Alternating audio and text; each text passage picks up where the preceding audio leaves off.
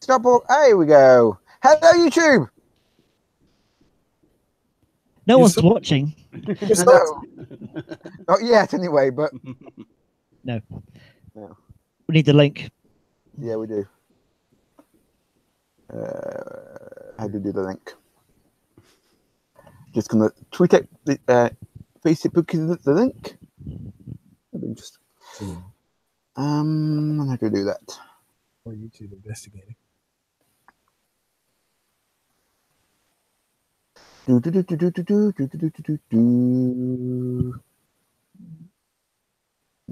me? Where am I? And don't say on my bed. On your bed. On my bed behavior. Pepinch.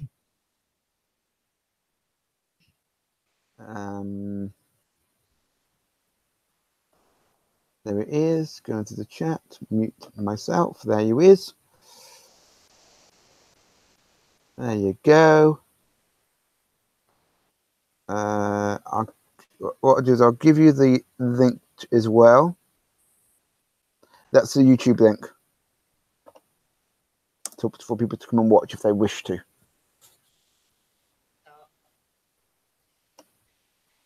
And then we'll get into the episode.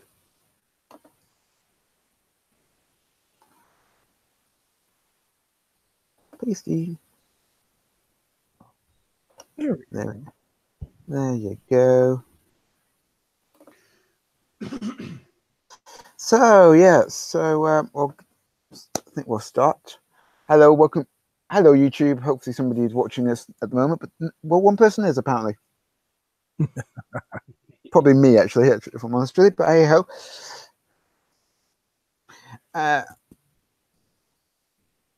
So, is everyone ready?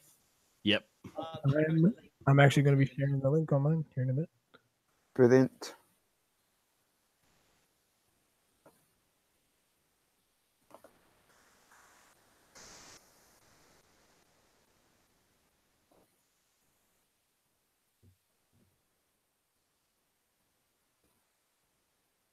Excellent. So, welcome to this second episode of Ghosts in the Machine. Today, we will be discussing Inside Number 9, Deadline, which was the live special broadcast late October 2018. My name is Shane, and joined, as always, by Tim. Hello. And today we've also got two wonderful people joining us. Mr. Jason. What's going on? And Mr. Jim. Hello. And before we get started, Jason, do you want to plug your stuff? Oh, wow. You put me on the spot there. No, yeah. So I do this little thing, this little podcast. It's called Talk Nerdy to Me. And, me and my co-hosts, we go through and review movies and talk about comics and all those nerdy things because, I started it when I was like, I'm having all these nerdy conversations. I should just record these. And it just spiraled out of control from there. Nice. And Mr. Jim, what do you do on the old internet? Well, I have my own show, Hypnagoria, which largely just by sheer bloody mindedness has become the longest running British horror podcast, where every week I talk about movies or comics or weird stuff generally, and currently just gearing up for a Christmas season all devoted to ghost stories. Nice. Brilliant. Well, we'll get into the episode. Inside Number 9.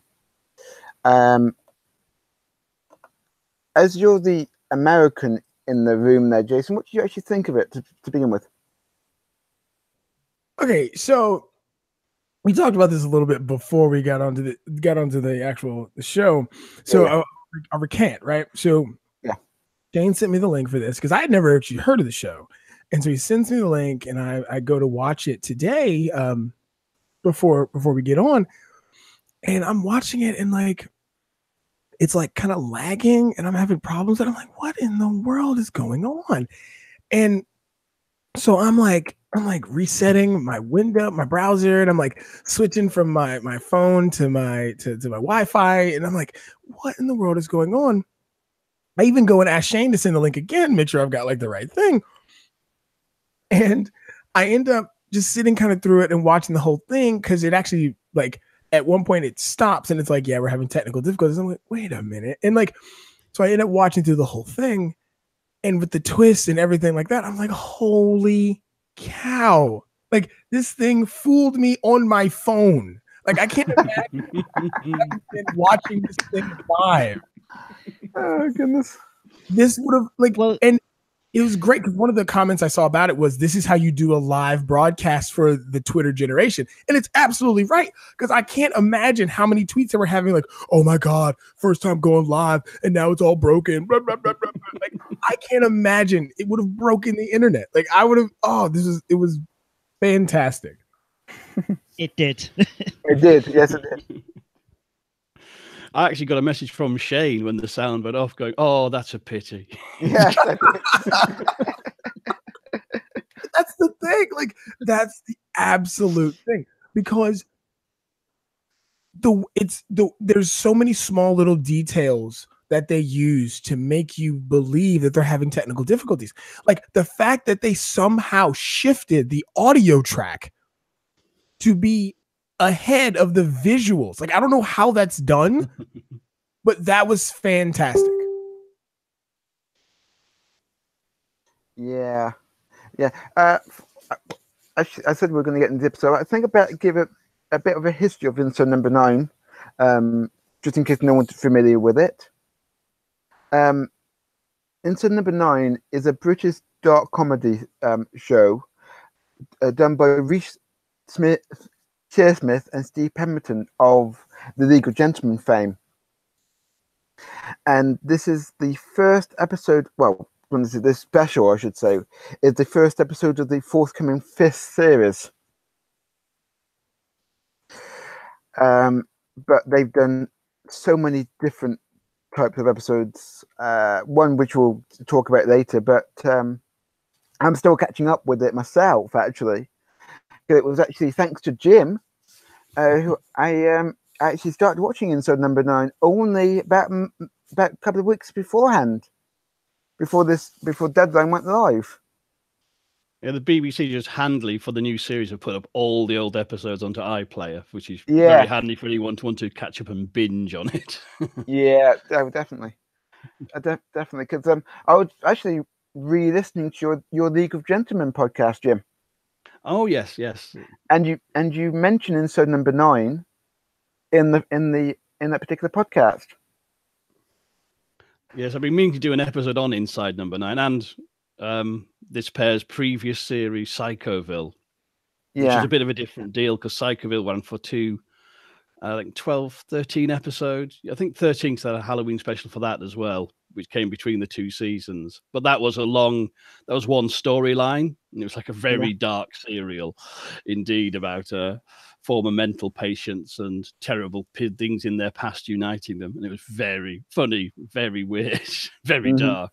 Whereas Psychoville is it's an anthology show. It's kind of the obvious reference point, I suppose, is Black Mirror. Yeah. But it's kind of, rather than being technology based, it can be anything apart from the central conceit. They all happen in some building that is Number 9 somehow. Yeah. The beautiful thing about Inside Number 9 is you can watch any episode. It doesn't matter which one you watch first. I haven't seen it all. I've seen selected episodes. A friend of mine last Christmas showed me selected episodes which he thought were the better ones. Though I imagine they're probably all very good in their own way. And what I need to do now is myself, same as Shane, just catch up with the rest of them now. And I'll watch them in order, but because it's an anthology show, you can watch them in any order without any consequence. Yeah. I would definitely. I mean, this is episode number 25, I believe. Yeah, that's interesting, isn't it? Yes. Because it was the 25th anniversary of Ghostwatch last year. Yeah, and people do say this is the Ghost Watch for the Twitter. Excuse me. They do say the Ghost Watch is inside number 9 is the Ghost Watch for the Twitter generation. I think it's obviously a what people have already referred to as a love letter to Ghostwatch. It's obviously used Ghostwatch as its main influence for this particular episode. Yeah, I was definitely. When I was looking at the like the things that people were talking about when it had gone live, they were talking about how like this, like if you liked Black Mirror, you would like this show. And I had never heard about the show until Shane brought it up to me. And after watching this episode today, and just how well it was structured and how well acted, I have to agree. And honestly, I think this episode alone is better than a boatload of the episodes of Black Mirror, even though I do think Black Mirror on the whole is really good. But it's like, again, like I'm talking about the attention to detail that they do with this episode and how they shift the audio track and how they cut in clips of live action paranormal TV shows to kind of fill in the backstory of the situation going, like, was absolutely fantastic. And they even pay homage to like the horror genre and the horror tropes, like with the shaky cam and the handheld camera, but they also use some of the found footage stuff, like with the swinging back and forth camera, and they even jump scares to a really good effect, because I don't like jump scares. Like, it's not like they get me or anything. It's just that I feel they're cheap ways to scare your audience. Whereas films like Hereditary and Get Out have done wonderful atmospheric horror that scares you without having to be like, hey, we're throwing a cat at the screen. Another really good one is Ty West's House of the Devil. Oh, yes. Yeah. Fantastic film. And it utilizes horror and atmosphere to make you afraid instead of being like, hey, I just kicked a cat at the screen. It's Michael Caine in the hand. Yeah. But we'll actually get into the episode, and we start with an old man walking into his flat. Stop there. Okay. No, we don't. We start with the continuity announcer. Oh, yeah. I don't Part think of the Jason's show. seen this. I don't think Jason's actually seen this. Hang on. Anybody watching this, spoiler alert for this whole podcast, because we're going to go into a lot of spoilers. Oh, yes, we are. Yeah, so anybody who knows me already knows if I'm on this podcast, I'm pretty sure there's going to be spoilers. And specifically for another inside joke that Nutty and Tech will know, I have already eaten deliciously smoked barbecued wings, so I am full of chicken, which means I'm also full of spoilers. Just my one, my usual one. Yes, indeed. So anyway, Tim. So we all watched the episode, right? Yeah, we've all watched this episode. Yeah. So none of this is a spoiler to anybody. No, I have to say though, I don't think the link I sent Jason had the continuity announcement in. You see, because I watched it again this afternoon just to refresh my memory. Yeah. And it's in there. Yes, so, it is. Yeah. It was actually taken. It should be in there because it's part of the show. Yeah, it was actually taken down off iPlayer for a short period of time because the original upload to BBC iPlayer did not have the continuity announcement in. Right. But it does now. It does now, yeah. Right. Okay. Yeah, because it should. It's. I think I'm sure it's one of the first times I've ever seen an actual BBC Two continuity announcement serve its purpose as a continuity announcement, but actually be part of the thing at the same time. I don't think I've seen that done before like that. Yeah. Becky, who was the continuity announcer, actually recorded 4 different ones. She recorded one for BBC Northern Ireland, BBC Scotland, BBC Wales, and the one that we saw. Okay, so none of them were live. They were all just playback. Yeah. Fascinating. However, she was the continuity announcer for that night. Yeah. They really planned this out so well. Oh, it's it was really so good. good. Dave kind of just the press beforehand. They announced they're doing this live episode, and they gave the kind of like a teaser plot summary for it's about this old man who found a phone in a graveyard, and they had fake stories in the tabloid press of how they were going to film at the Granada Studios. That's the studios in the story, but then they heard it was haunted and got a bit freaked out and changed it to film somewhere else. And that's even just layers and layers of free backstory putting out there before the show goes out. Because the irony is those studios actually are no longer operational anyway. No, they shut down many years ago. Now you can go around them on a tour, but they're not actually used as studios. But it was just they actually fed a story to a tabloid, which got repeated by other tabloids because they're lazy. So it worked really well for them. Yeah, it's the old it's the old Blair Witch effect. Then yes, definitely. From what you say, Jim, actually, that is actually the biggest continuity and continuity problem in the entire episode, which I'll get to later. Coming up. Indeed. So as I said, we have the continuity announcement. Then we meet Arthur Flitwick coming home, and he's found a phone. And he decides to coddle an egg. Okay, so being the American on the show, is that a thing? Like, is that a thing to microwave an egg in a coffee cup? Like, is that a thing? I had to look it up. So I go into. Well, I always thought you can make scrambled egg in a cup. In the microwave. People do. Yeah. But will it explode too? Like, I don't know. Like, he cracked it first, didn't he? He cracked it first. Yeah, so he was making a scrambled egg in a mug. If you don't crack it first and put it in, it'll explode. But if you mix it up and then stick it in the microwave, but the point is you can't leave it. You got to keep checking it. You got to keep checking it after every couple of seconds.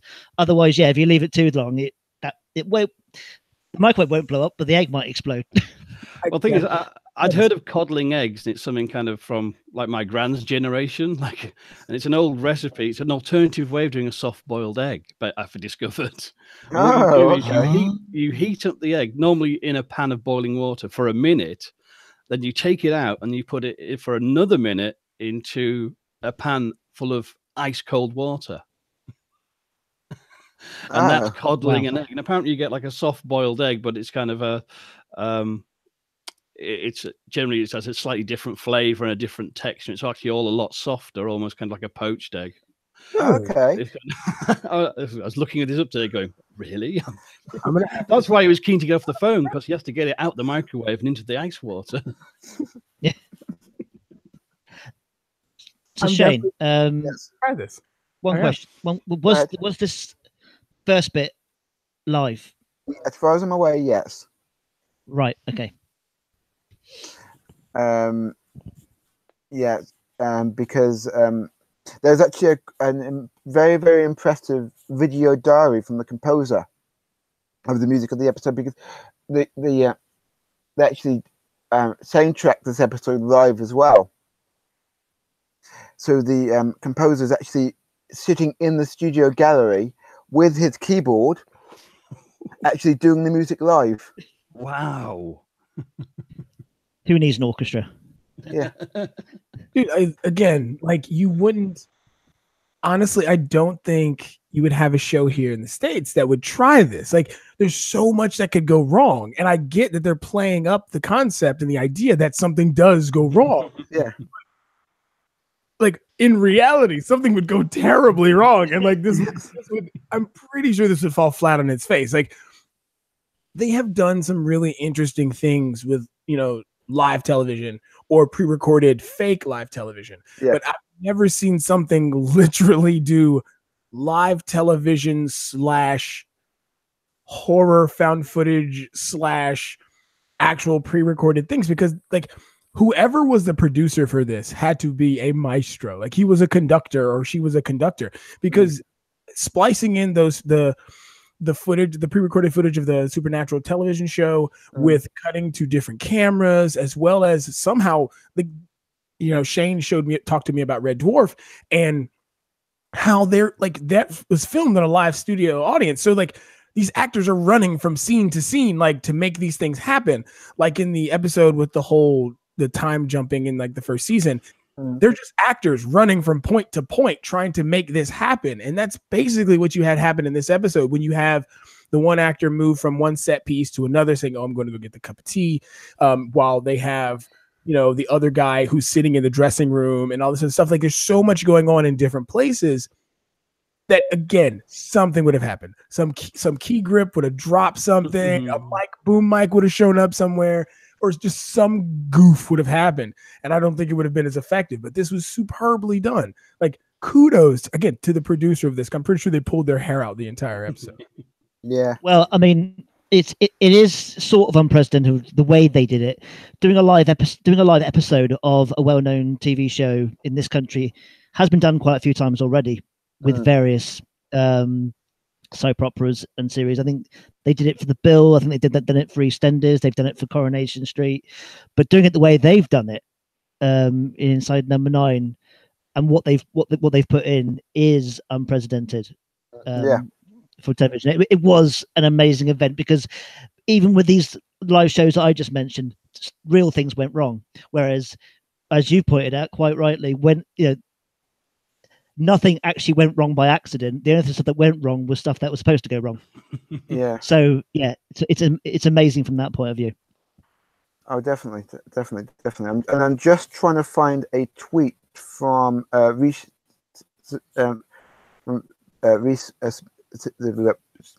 Shearsmith.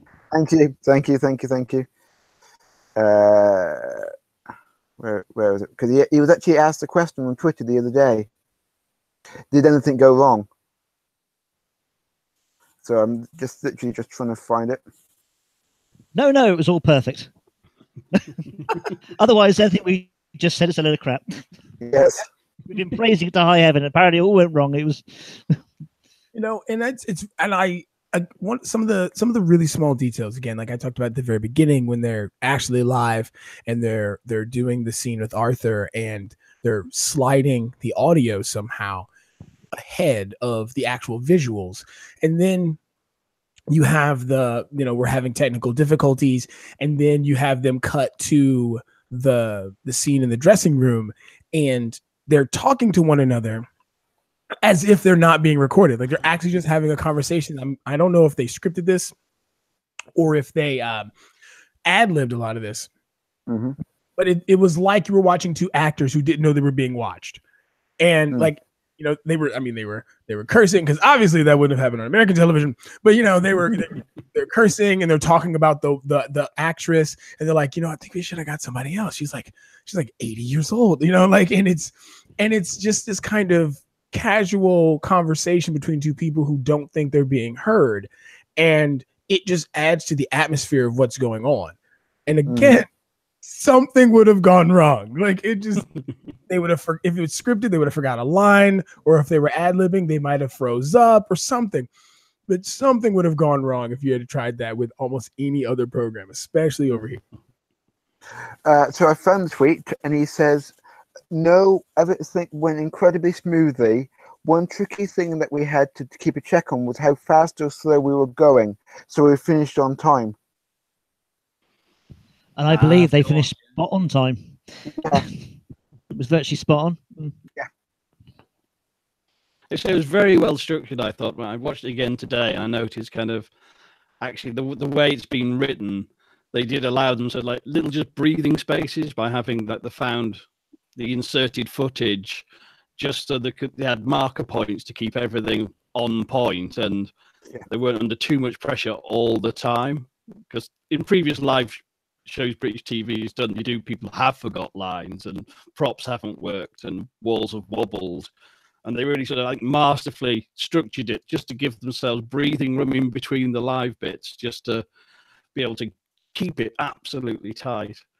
Another little detail though is too, actually, in the scene with Arthur, you see this little ornamental hair that appears in every single episode of Inside Number 9 at some point. It's a little Easter egg for regular viewers. And the other thing, in the dressing room, the wallpaper is modelled on the pattern of the carpets in the Overlook Hotel from The Shining. Yes. Yes. There are lots of little details like that. Think about these guys, League of Gentlemen, Psychoville, Inside Number 9, huge horror fans. So there's always going to be horror references in their stuff. What I like with the Shining wallpaper is it's kind of, it was vaguely familiar when I was watching it, but obviously I was too distracted first time to focus on it because I was wondering what the hell was going on. And it's just, I think just because you have that partial recognition of something like that, it's kind of iconic, but you can't immediately call to mind. It actually unsettles you a bit because it just gives the scene an off note that it's almost subliminal. It's sort of, you're sort of remembering The Shining, but you're not remembering The Shining. Yeah. Go on. No, I was like when I was watching it and I was finally realizing that this was actually a part of what was going on. I think it was the second time they had the break in the show, and she goes, well, we do have a repeat from season 1, so we'll get that on until we can get the technical difficulties fixed. And then they actually go to that footage, but they've now edited it and put in like ghost bits, and then it actually breaks again and cuts back to the technical difficulties part. And I think the lady who's actually acting it out, she's doing wonderful voice work because she actually sounds distressed. Like you can hear her progressively as each time they break, she's getting kind of more flustered and kind of like, she's trying to keep her composure about this being not going right. And the whole time I'm just like, wow, like how, to get people to pull this off and to not break character is just a big doff of the hat to these guys. Like all of them across the board, especially her, especially because she's doing it all with a voice. We can't see her and she pulls it off so well. It's really, really good. They actually lost a fifth of their viewers when they did that. Yeah, people switched over. Yeah. People, you look on Facebook, you look on Twitter, there are actually people on that you're saying, oh, I've just switched over because they're just showing an old episode. Get it, it all went wrong. Yeah. So they totally fell for it. And then they switched back again when all their friends were like, I'll switch back if I were you because it's not quite what you think. Dude, it worked on me on my phone. I thought the thing I was watching was broken. I was like, and I'm on my phone. I literally was telling him, I was like, I like, this thing is stuttering. I switched it over from the Wi-Fi to my cell phone signal thinking it'd be better, but it's not. So I'm going to switch back. And I reset my phone. And it was done wonderfully. There's a lovely extra gag. Sorry, Tim. Lovely extra subliminal gag there because the repeated episode they start showing is an episode they did that was actually all silent. There's no dialogue in that episode. Considering they've lost the sound on the main show, that was an inspired choice for a repeat. Yeah, and the silent episode they did. Yeah, Shane Quiet Night In. Yeah, Quiet Night In. Shane told me, he was like, hey, go watch, because I found out that season 1 and 2 are actually on Hulu. So he was like, hey, go back and watch season 1, episode 2 of Quiet Night In, because there's a callback to that. And so when I started watching it, I was like, oh, okay. So this is what these dudes in the cat suits are. Okay.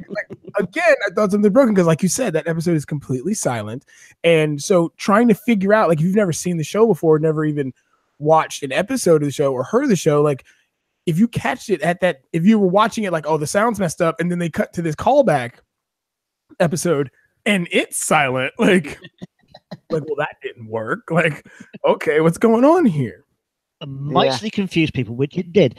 Now I've got a little confession to make because I kicked myself, and I'm going to kick myself for the rest of my life that I didn't see this when it was on because I was out at the time.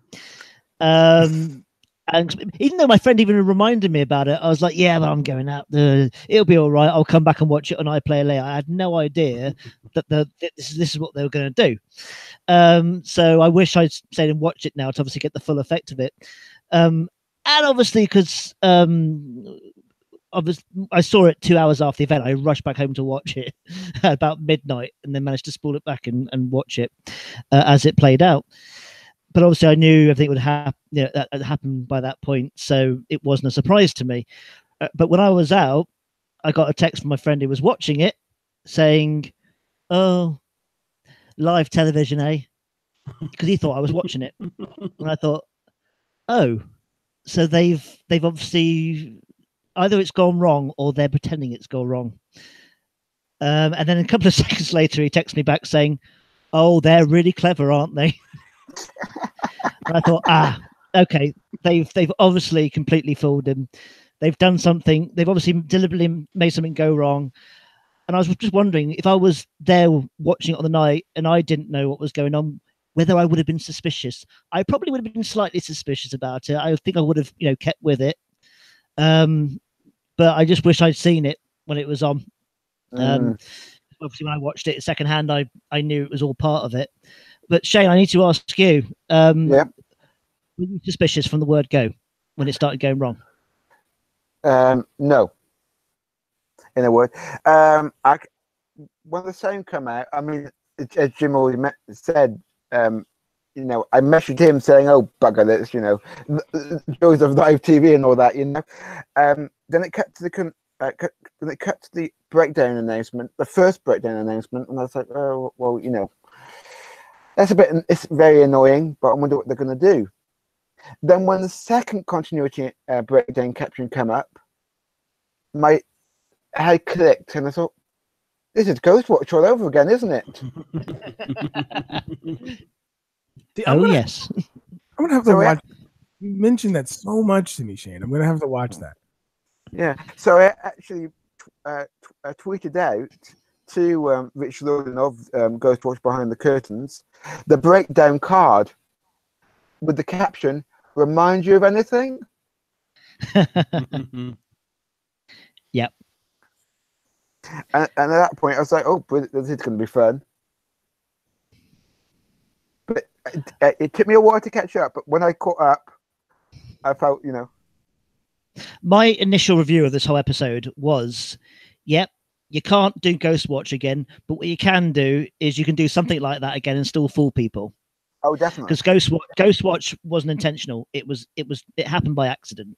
Yeah. The reaction to it happened by accident. It wasn't meant to be a hoax. No. Whereas this wasn't meant to be a hoax either, but it was meant to fool you. No, definitely. And it did. So I was saying, look, even all these years later, you can fool the Twitter generation. Oh, definitely. Yeah. So. But yeah, if you haven't seen Ghostwatch, watch Ghostwatch. Damn it, it's a cracking piece of television. Well, I've told Jason about this enough times. He should have watched it by now. What's wrong with you, man? It's look, it's fine. It's fine. Next year on the Horror Fest, I will gladly put Ghostwatch on. I will gladly put it on. We'll talk about it. Now, don't get it twisted. If Ghostwatch isn't if it's like Razorblade Smile, Jen might fly to the UK to harm you. I'm telling you, she almost quit with Razorblade Smile, man. I've made her watch some stuff, but woo. My God, watch Razorblade Smile again. It was fantastic. I love that stuff. No, that's next time on the podcast. You actually doing Razorblade Smile next time? No, we're doing something similar. Oh, okay. Yeah, what are we doing next? We're doing Vampology from Urban Gothic. Oh yeah, okay. That's going to be completely new to me.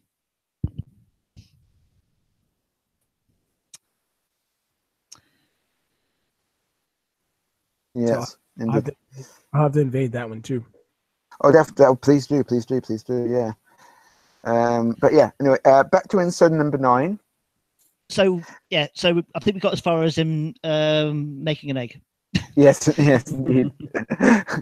So he makes the egg, and then he gets the phone. The phone that he found, which, according to the trailers, he found in the graveyard, rings, and there's a woman's voice at the end, but we can't hear what she's saying. Well, when I first watched it, I couldn't hear anything at all. Which is weird because when I watched it again, I could hear something. Yeah, there is definitely something there. Yeah. No, you could hear her saying, "Help me, help me, help me." Yeah. But I didn't hear that the first time I saw it. That freaked me out. Oh, okay. Okay. Then, so she decides. So he decides to ring the last number dialed, which is Moira, and they have a lovely conversation. And Moira is played by the wonderful Stephanie Cole, doing a wonderful Irish accent. Yes, indeed. Which they stagger off for later in the show. Yes, indeed. So here's a question, because I was reading that this show attracts a lot of well-known actors because they don't have to worry about any continuity with previous episodes because every episode is a self-contained story. Yeah. So is this actress someone famous? Like, is she a big theater actress? Oh, yes, definitely. Yeah, and she's done a lot of comedies as well over here, a lot of sitcoms and stuff. Yeah. Well, she was in a very popular sitcom over here called Waiting for God. Yeah. That's right. Yes. Yeah. Oh, okay. Oh. So it's kind of like very family, very well known British actress. Yeah. Okay, because I liked how, because they do pay a little attention. Like, again, when they were in the scene with the dressing room and they're talking about her and they're like, "Oh, I can't believe I heard we should have been so and so," and I'm like, "Wait, are they doing this on purpose? Like, are they just like, who is this other person?" Like, because it was just one of those things. Like, you're like, okay, cool. Like, and it's kind of like them being able to like kind of break the fourth wall a little bit and kind of, poke fun at this other actress. Mm. They do have this habit of name dropping British national treasures. Yeah. I think they mentioned Pam Ferris at one point, who's well known as well, for various things over here. Yeah. Yeah. And then so they have a lovely conversation, and we try to. She's trying to get. So he's trying to get the phone back to the original owner, and the hilarity ensues. Bit of comedy. Yeah, indeed. And then we cut back. The camera pans around, and it's suddenly night. Yeah. And then the sound cuts out. Hang on. Doesn't Mr. Flitwick's, is that his name? Yeah. Yeah. Doesn't his top change? Is it just me, or does what he's wearing change? I don't think so. I think he just takes his coat off. That's what it is then. Yeah. I was trying to work out whether they cut to like a pre-recorded bit or something. No, seamlessly. When it's still live.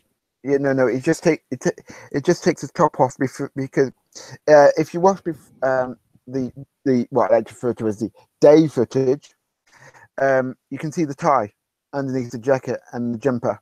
So it literally all he literally does is take his jacket off. Oh God, I'm so thick. Okay. And I like the scene right here. I like a lot because since this is done and is being done live, they really just do a pan of. They kind of swivel the camera and do a pan, and they dim the lights on one half of the stage to give you the impression that time has passed and that it is now a new moment in this story that they're telling, which is awesome. Because again, if you pre-record this, you'll just cut and it'll be, the next scene. I like the way they do this. Again, like live recordings and live productions like this are fantastic. Like it gives you a good feeling of like, Broadway or classical theater, because you don't have a camera to help, make movie magic. Like you have to make it happen. Yeah. It as you already pointed out, it makes it like a play, like it's in theatre. Gives it that sort of feel. Yeah. But as we mentioned before, there's no sound. Yes. We can't hear what they're saying. No, exactly. And at this point, it was, oh bugger, the sound's gone. Poor guys. Oh, live television, eh? Exactly. So it was at this point that I messaged you, Jim, saying, oh bugger. And I had a few people message me going, "Oh no, it's broken down." Yes. And I was thinking, I'm not sure if this is legit. Yeah. But after the second breakdown, I thought, I think it is, isn't it? But then when the repeat started, I thought, hang on. I'll just stick with this a bit longer. Only at the BBC, love. Yes. Like at this point, like I'm just like I think it was the third one that I realized that this was actually like a part of the thing. Plus, it's on my phone, it's not live. Because in the third one, which happens, I think shortly after the other actor shows up with the bicycle element in the camera. And it cuts here, and that's when she's talking, and I think it's when they have the overlay of voice behind her, and she's trying to talk. And again, this is some wonderful voice acting from her, because she's acting, she's trying to talk, and she keeps clipping herself off because she's hearing the voice as well when she speaks, but like she knows no one else is there, and it's done really, really well. And I would just love to have seen like how they were getting this done, like how they were like, all right, like the planning for this, like how they were like, all right, this is what we're gonna do, we're gonna try this out, we're gonna the rehearsals probably would have been fantastic to watch. I'm trying to imagine somebody sitting there watching that episode on their own when that bit happened. You got the continuity announcer, and then you got this weird voice speaking at the same time as her. And if I was by myself, I'd say if I was at home watching that by myself, I think I'd be like, okay, start looking behind me. I don't scare easy, but that sort of thing, that was well done. Yeah, and it's quite an unnerving moment to watch. Yeah, definitely. And she did it very well. She does it really well. So now, for you guys who've watched this, is the show known for having like twists and kind of like? Oh, definitely. Yeah, it's just basically that is part of the show. You're never quite sure where it's going to go. You can't really predict it because there's always going to be not one, not two, sometimes 3 twists. It depends on what the story is, but you never assume anything. What I've learned from watching the episodes I've watched is you never assume anything. Definitely not now. Because you'll always be surprised. Oh, definitely. I was watching. What episode was I watching? A Christmas special the other day, and to do the Christmas special, it's literally it looks like they're showing a 70s film, and a 70s horror film. The director's commentary, and by the end of it, you realise it's not a proper 70s horror film. It's actually a snuff film.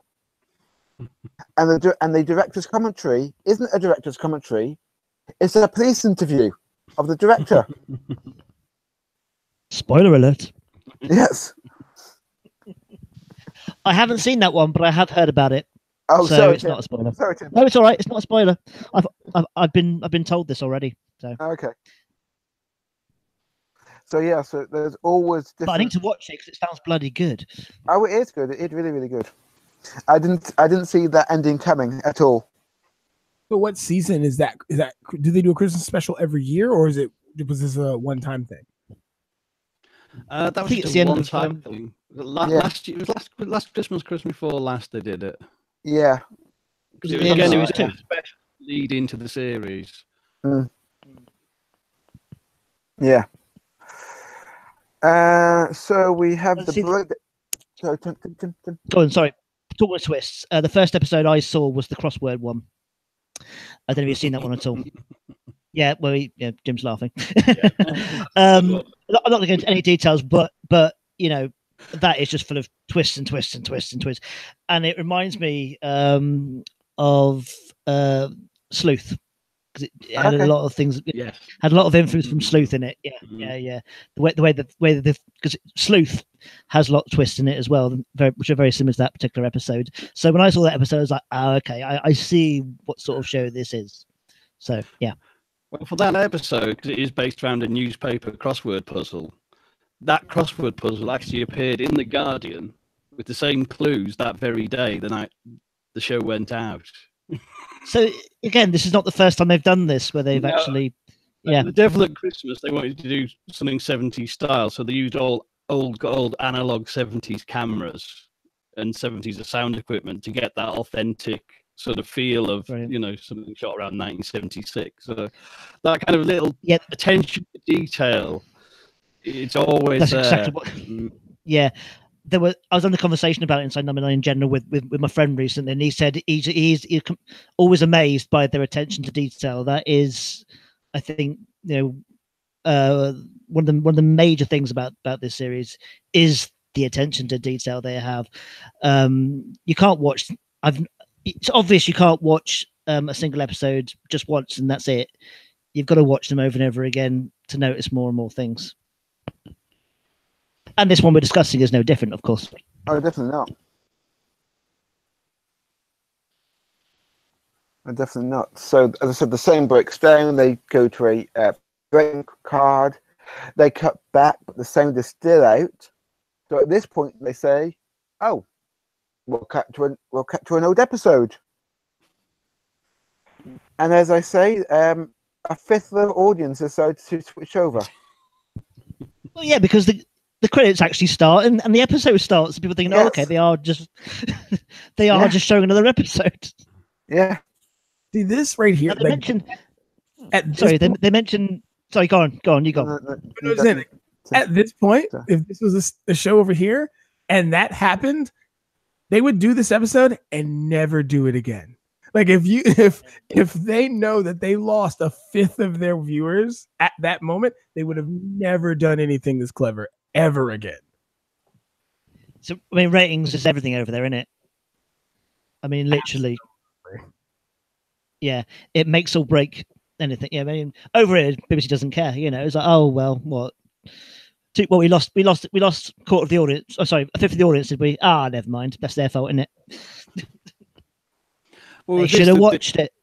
Well, this they were banking on they were going to get that audience and more back on catch up. Yeah. Well, exactly. The ones who are like, oh, we shouldn't have turned off. Food. Again, I'm over here on my phone knowing this is not live. This is literally me watching a video of this on the internet. And I'm like, oh my God, what is wrong? What is wrong with my internet? Like, what is going on? Like, I'm pretty like if the creators of the show could have been watching me at that moment, they probably would have died laughing. But then we find out all is not what it seems, as we mentioned earlier. Yeah. You see the comedy bit with the burglars outside happens a couple of times, and then suddenly, boom. Yeah, there's a we figure have at the the ghost. window. Yeah. Yep. Is that the first ghost? Yes, it is the first appearance of the ghost. Yeah. I believe you've spotted them all, haven't you? I have. Yeah. Are you sure? Yeah, I think so. All right. There was one which we're not. I can. There is one which is coming up much later on, which there isn't a clear consensus about. Okay. But we'll get to that. We'll get to that one later. So between the ghost and the transmission breaks down, and we cut back to an empty studio for a brief second. Then we go to back to the continuity announcer, who says, "We're trying to get something on air for you as soon as possible." And there's something in the studio with her, and then she screams, and that's it. I think she's dead. Killed her off. Damn. Yeah. So at that point, we're forgetting about the live episode, as it were, the episode, and then we'll cut to the studio CCTV cameras. And they're panning around, and we see Stephanie Cole reading the script book in a cafeteria area. And this is the biggest continuity problem in the episode. the picture that is hanging on the wall of Rover's Return is the picture of the bigger Rover's Return from the new Coronation Street set, not the old one. Well spotted. Ah, that's a major continuity error, isn't it? Yes. That just completely unravels the entire episode. Spot the sarcasm. Yes. You can see that. You can see I've studied this episode quite well. Basically, for those who don't know, the old Coronation Street set was filmed at the old Granada Studios, I believe. They knocked that down, and then they rebuilt it in Salford. Yeah. At Media City. Yeah. Yeah. Yeah. So and as a result, everything is slightly bigger. Yes, they've widened the road so you can have two cars driving down that for the first time ever. Yeah, yeah. You know. And so the Rover's Return is slightly, the front of it is slightly bigger than the old one. Yeah. And then we have and it's all the ghost thing. Yes. And then we cut to a brief shot of an empty studio. Well, I say empty studio, but we see a ghost. I believe we see Alan for the first time. Alan? Yeah, Alan. Is it Alan or Adam? It's Alan, isn't it? Or no, Alan. I thought it was. I can't remember. I thought it was Alan, and Adam was the producer. No, that's right. It's Alan. Yeah. So is this the redheaded guy, the one who you see towards the end of the episode and in the background, or are you talking about? Are you talking about? Okay, so you're talking about. Yeah. Okay. Yeah. Oh, there's one thing I didn't mention actually. When the breakdown episode starts, it's exactly 9 minutes into the episode. Oh. And it's called Inside Number 9. I know. It starts at 9 minutes. Clever. Dude, these guys are really, really clever. And one of the things that has caught on in entertainment today, especially with like the insurgence of like true crime and stuff like that, is like people love the audience participation where you can like go back and rewatch something and catch all the little details and stuff. I mean, people have now gone back to watch those first 2 seasons of Doctor Who to see if they can catch all the Bad Wolf references and so much other things, like, and they put all of these type of small little details, the hair statue, the wallpaper, and all this other stuff in this episode. And it's live, like they're doing this live. Like this is orchestrated wonderfully. I mean, it's like a conductor, like he's just conducting and moving things and swelling this thing. I mean, even if the fact that you talked about earlier, Shane, that the guy who does the music for the show is sitting in the studio with his keyboard, like, let's do it. Like, more suspense, please. More suspense. Thank you. Yeah. I will actually, when we finish recording, Jason, I will actually link you to the 30-minute documentary you did. Nice. Check it out. Yeah. I got to say, actually, Shane, we've missed a trick on this podcast. We should have made this the 9th podcast. Well, good point. No, never mind. Yeah. So we see cut to an empty studio. As I said, we see Alan for the first time, and then we cut back to some old footage of Bobby Devereux. Oh, Bobby. Now, this. Bobby Devereux. So what is that? This really happened. Didn't it? Yeah, Did it did. that really happen? Yeah. Yeah, no, because 2 people in that footage are dead. Yeah. Wait, Jim what? Bowen and Keith Chegwin are dead. Yeah. So okay, so what is that from? Because I didn't know. I thought that was something they had put together just for the show. No. No. I'm not quite sure what show it was. What do you know what it was? It was from. I should have written my notes here actually somewhere. It looked like if it's from the early 90s. Oh, it was for a show that doesn't that was never broadcast actually. Oh, that's probably never saw it. Yeah. Well, I can see why. Bobby Davro almost died. Yeah. That was and they said that was a prop malfunction, so I'm guessing the support beam broke. No. He stepped off the stage. He didn't realize the stage was there. Yeah. Huh.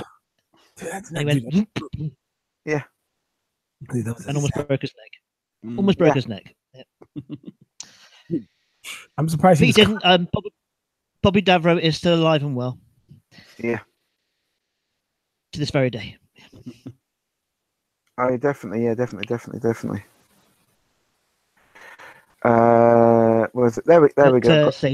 I've got that here. Jim Bowen, Keith Chegwin, R.I.P. No, definitely. Yeah, here we go. There we go. I've got a Daily Star article in front of me. Oh, that's obviously true then. Yes. But good old Daily Star. Yeah. Who are Daily there you Star? go. It's actually filmed for Public Enemy #1 on the BBC back in the 90s, but never actually aired. Yep. It was a very, very last minute thing, so that's why it wasn't properly secured on the stage. And now it's actually it's always used at the BBC now. It's become infamous because it's always used for health and safety courses. That's kind of terrible. And the guy involved in it is like, oh, showing me hit my face again, huh? Yeah. Thanks, guys. Yeah. But what they've done obviously is they've taken this and put it as part of the story to suggest that there was other forces at work. Yeah, Bobby Davro actually broke his nose in the fall. Oof. Yeah, because he had that's permanent. If you break your nose, then you're left with that. Well, for the rest of your life, there's some sort of permanent damage. Yeah. Well, dude, the crazy thing about that scene, because at first they're doing the weird comedy thing and they're all singing, and this dude just drops, and because he's in the little wooden prop thing, he can't break his own fall. So the only thing to break his fall is his face. Yeah. Savage. Oh man, it's so savage. I would be every time I saw that clip. You watch a lot of British television from that time. A lot of it was bloody dangerous. A lot of things they did back then were bloody dangerous. Yeah, they really were. It's surprising, that people managed to get through it alive. Definitely. I mean, I'm going on a tangent here, but there's an episode of Doctor Who, which is always shown in part of the health and safety documentary. Sophie, I think it's Silver Nemesis. I think. Oh, the drowning scene. Yeah. Yes. Yeah. Yeah. Mm-hmm. Wait, that is, that's a completely different thing from a guy falling and hitting his face. And he's like, oh, the drowning scene. That's life threatening. Well, they had her in a water tank for this scene, which was supposed to be drowning, and then they couldn't get her out in time, and she genuinely did drown for real. There was also on the Noel Edmonds show, the Late Breakfast Show, they had members of the public doing stunts, and one infamously died. Yeah, and then the show was cancelled. Yeah, that was the Marco Nash incident. Yeah. God, there's very dangerous. Dude, I think there's I don't know of any super famous TV instances of that. I know there's been some movies over here that have done, especially back in the 70s and 80s, but not now. Although Tom Cruise tries, he tries. Mission Impossible Fallout, he just that dude, my goodness, doing his own stunts.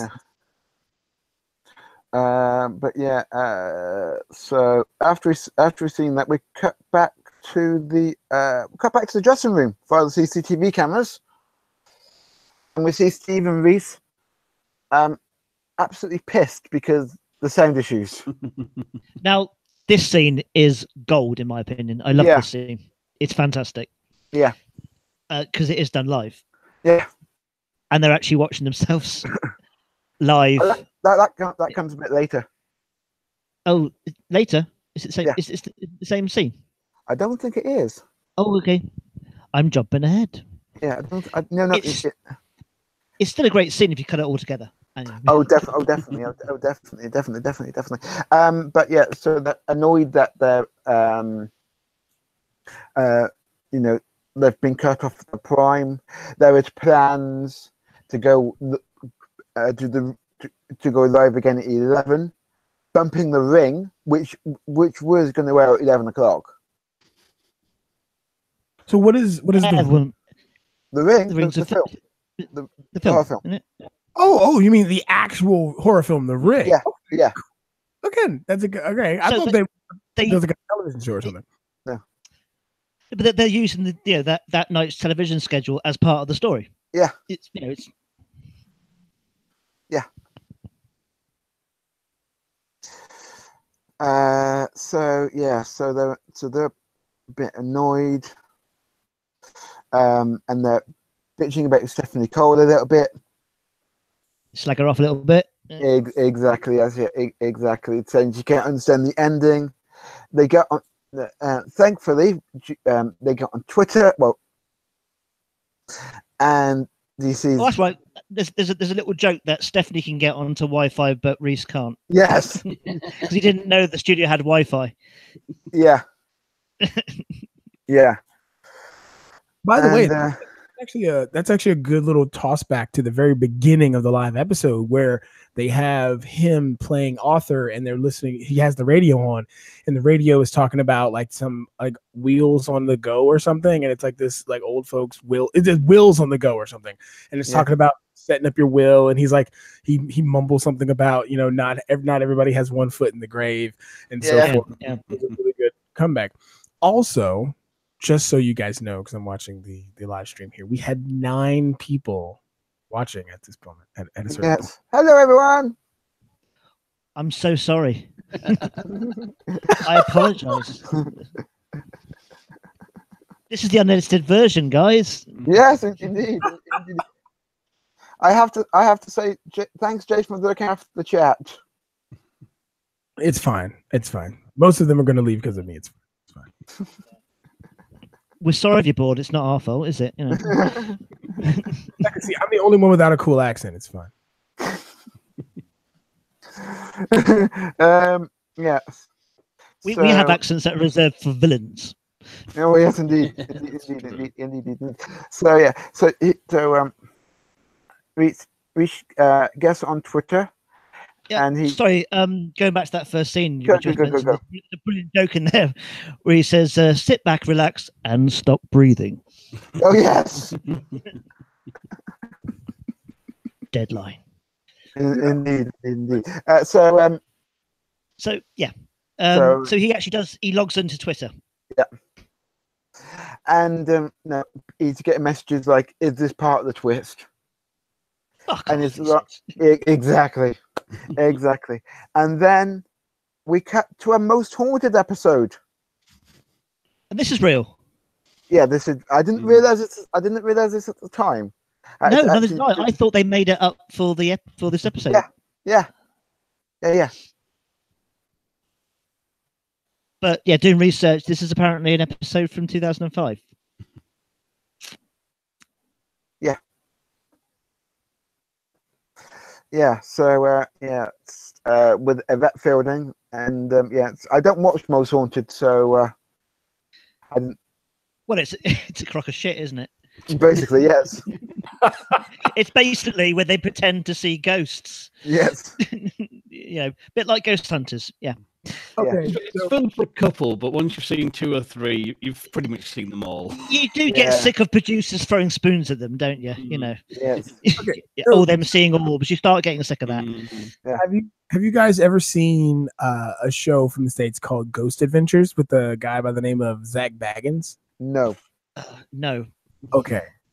So it's one of those paranormal shows where this group of dudes runs around and they hear things, quote unquote, and they see orbs and all this other stuff. But but I refer to Zach Baggins as Ghost Jackass because Okay. because like you said, if you've seen one episode, you've seen them all. But he has this tendency to like, he's chewing scenery, like he's trying to summon the best Tim Curry possible. Like he's like, at one moment they were supposed to be in the Lizzie Borden house, and so he's like, I've got this axe. If you're really here, push this axe onto my face. And I'm like, wait, what? Like, if you want to watch great comedy, like if you want to watch some of the best comedy, is watch any episode with them. Like they talk about like how they're getting possessed by demons and taking the demons home with them. And dude, it got even so bad that he had a spin-off TV show where he's collected haunted items from his previous adventures, from Ghost Adventures. Oh, it's bad. And it's marvelous. Like, it is some of the worst and best television you will ever watch in your life. It is great. Oh, sounds like great comedy. Yes. Oh, it is. Like, it is so bad. I mean, it got so bad that he had a falling out with one of the guys that was on the show with him. So that guy left the show and made his own show about finding haunted things.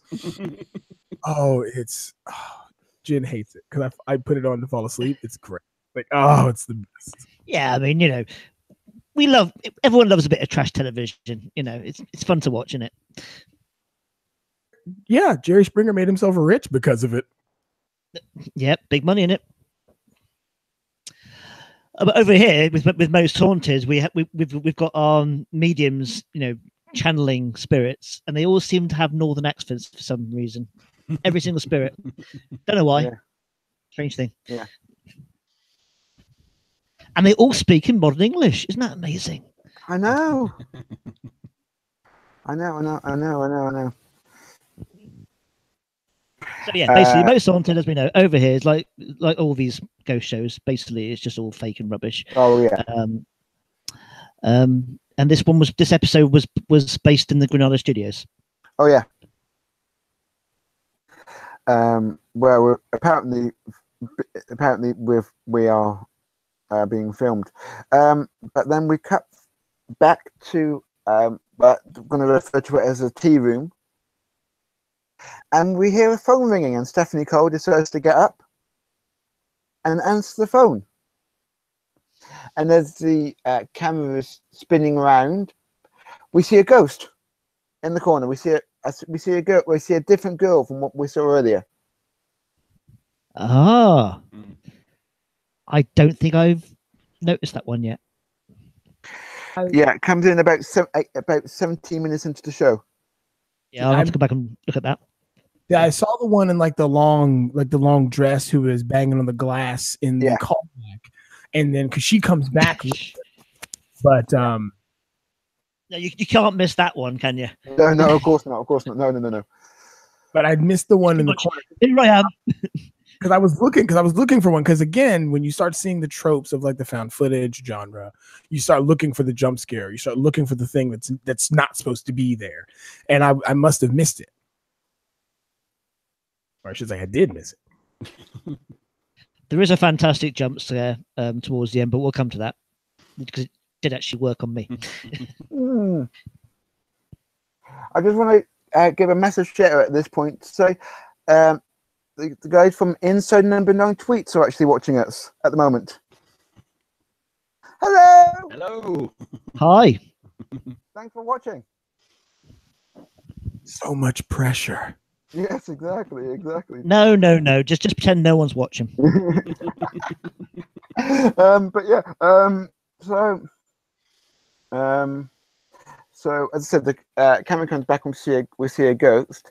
Stephanie Cole goes inside the studio to answer the phone.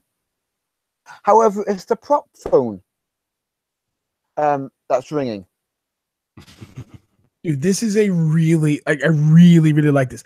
I'm a huge horror fan. So the fact that she's not actually answering a studio phone, she's answering the prop cell phone. Yeah. It's a great little treat. Like it's again, I'm a sucker for horror. I love it. And so when you start having these things, also like in the original episode, the beginning of the show, like when he's on the phone talking to, I think, what's her name, to Moira. Yeah. She says at first, that her and the Anna lady are friends, and they hang out together at church because they both lost their husbands. Well, the second time he talks to her, she says she has to go because her husband's coming in or whatever. And he goes, and he's like, wait, no, you told me earlier. And she hangs up before she hears him. And it's just those little tidbits and those little treats that they have in this show that really, really impress me. Which makes me want to watch the rest of it. Yeah. I didn't notice that the first time around. I watched it again today. Yeah. And I was like, oh, I just didn't notice that. Little things like that. Yeah. Oh, definitely. So to Jen's the proc phone, then it cuts back. No, Jen's the proc phone, and it's the guy at the other end of the phone and trying to get hold of somebody. And then it cuts back to the dressing room area, and they're reached, and so they're both talking about the fact that what's happened in the studio, the Bobby Dever incident and everything like that. And if you look in the mirror, I believe, and I'm just watching it on my screen here now, the ghost in the mirror already in this scene. Oh yes. Oh no, I missed that on watch that viewing, but I saw it this afternoon when I was really playing Spot. Where's Wally with Alan, basically? Yes. Hang on 1 second. That's number 2. I've got to go and look up later. Okay. It's at 19. I'm terrible at spotting these, aren't I? Yeah, 19 there was minutes. Competition, I'd lose. Yeah. About 19 minutes into the episode. What? And then with the number. You say 90 minutes into the episode. How long was that? 19. Which version are you watching? Okay, all right. But yeah, so they get a message saying that they're actually live on TV right now. Oh, my favorite bit. Yeah. Yeah, you're very.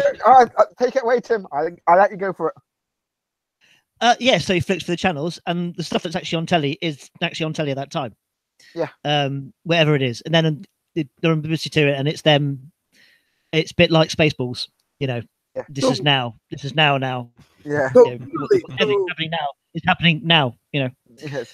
But wait, so the scene where he's actually saying like, "Wait, we're on BBC Two," and he's like, "Yeah." It's like, well, that's BBC 4, and then that's BBC 1. Yeah. And this is BBC 2, and he turns. He's like, "Well, that's that camera, so we can't be on there." So that was actually on live television. Yeah. Yeah. They were flicking through the TV live. So what was on TV was actually on TV. Again, all completely live. Again, my hat is off to this producer. Like whoever's running the boards for this show at that time is fantastic. Like as I said, what's that? That's why that is my favorite bit, because it's just brilliant. I don't think I've ever seen that done before, not in that way anyway. Yeah. I think we've seen like, oh yeah, there's that stuff on the screen that playing at the same time, but I've never seen them flick through live television at the same time. Say, oh, that's BBC, that's us, and this is what's happening on the other channels at the time. Incredible. Dude, that's stunning. Like, because again, like I didn't watch this live. Like I can't imagine watching this live, and you have people who have made it this far into the episode, and now they're literally watching the live thing that they're watch itself. And am I right in saying that a bit earlier that tweet he put he tweeted at the time went out because that was literally done there and then? That was him doing it, I believe. Yeah, that was there and then. So literally, while he was acting in this episode, he was interacting on Twitter with the audience, and reading and reading out real tweets. Yeah. Oh, so he was like an American footballer. Okay, got it. Yes. But staying in character as himself at the same time.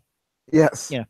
Again, like these guys, the acting in this show is fantastic. Like these guys are wonderful, and this being the first, like, if I was going to introduce this show to anybody, I would use this episode. Like this episode is crafted so well. from the acting, from the setup, from the editing, which is live editing, some of the hardest editing you can do with the show, because you're literally switching the feeds and controlling this thing as it's happening. So if you cut too early, you're definitely going to catch somebody like skirting between scenes. And if you do too late, they're going to be off time because they've got to be playing with either the scene or themselves or some sort of cue. And it just shows you, again, that these creators of the show are paying attention to such detail that you can't, I don't think a lot of people, if they've never worked in a situation like this, how hard it is to do live television.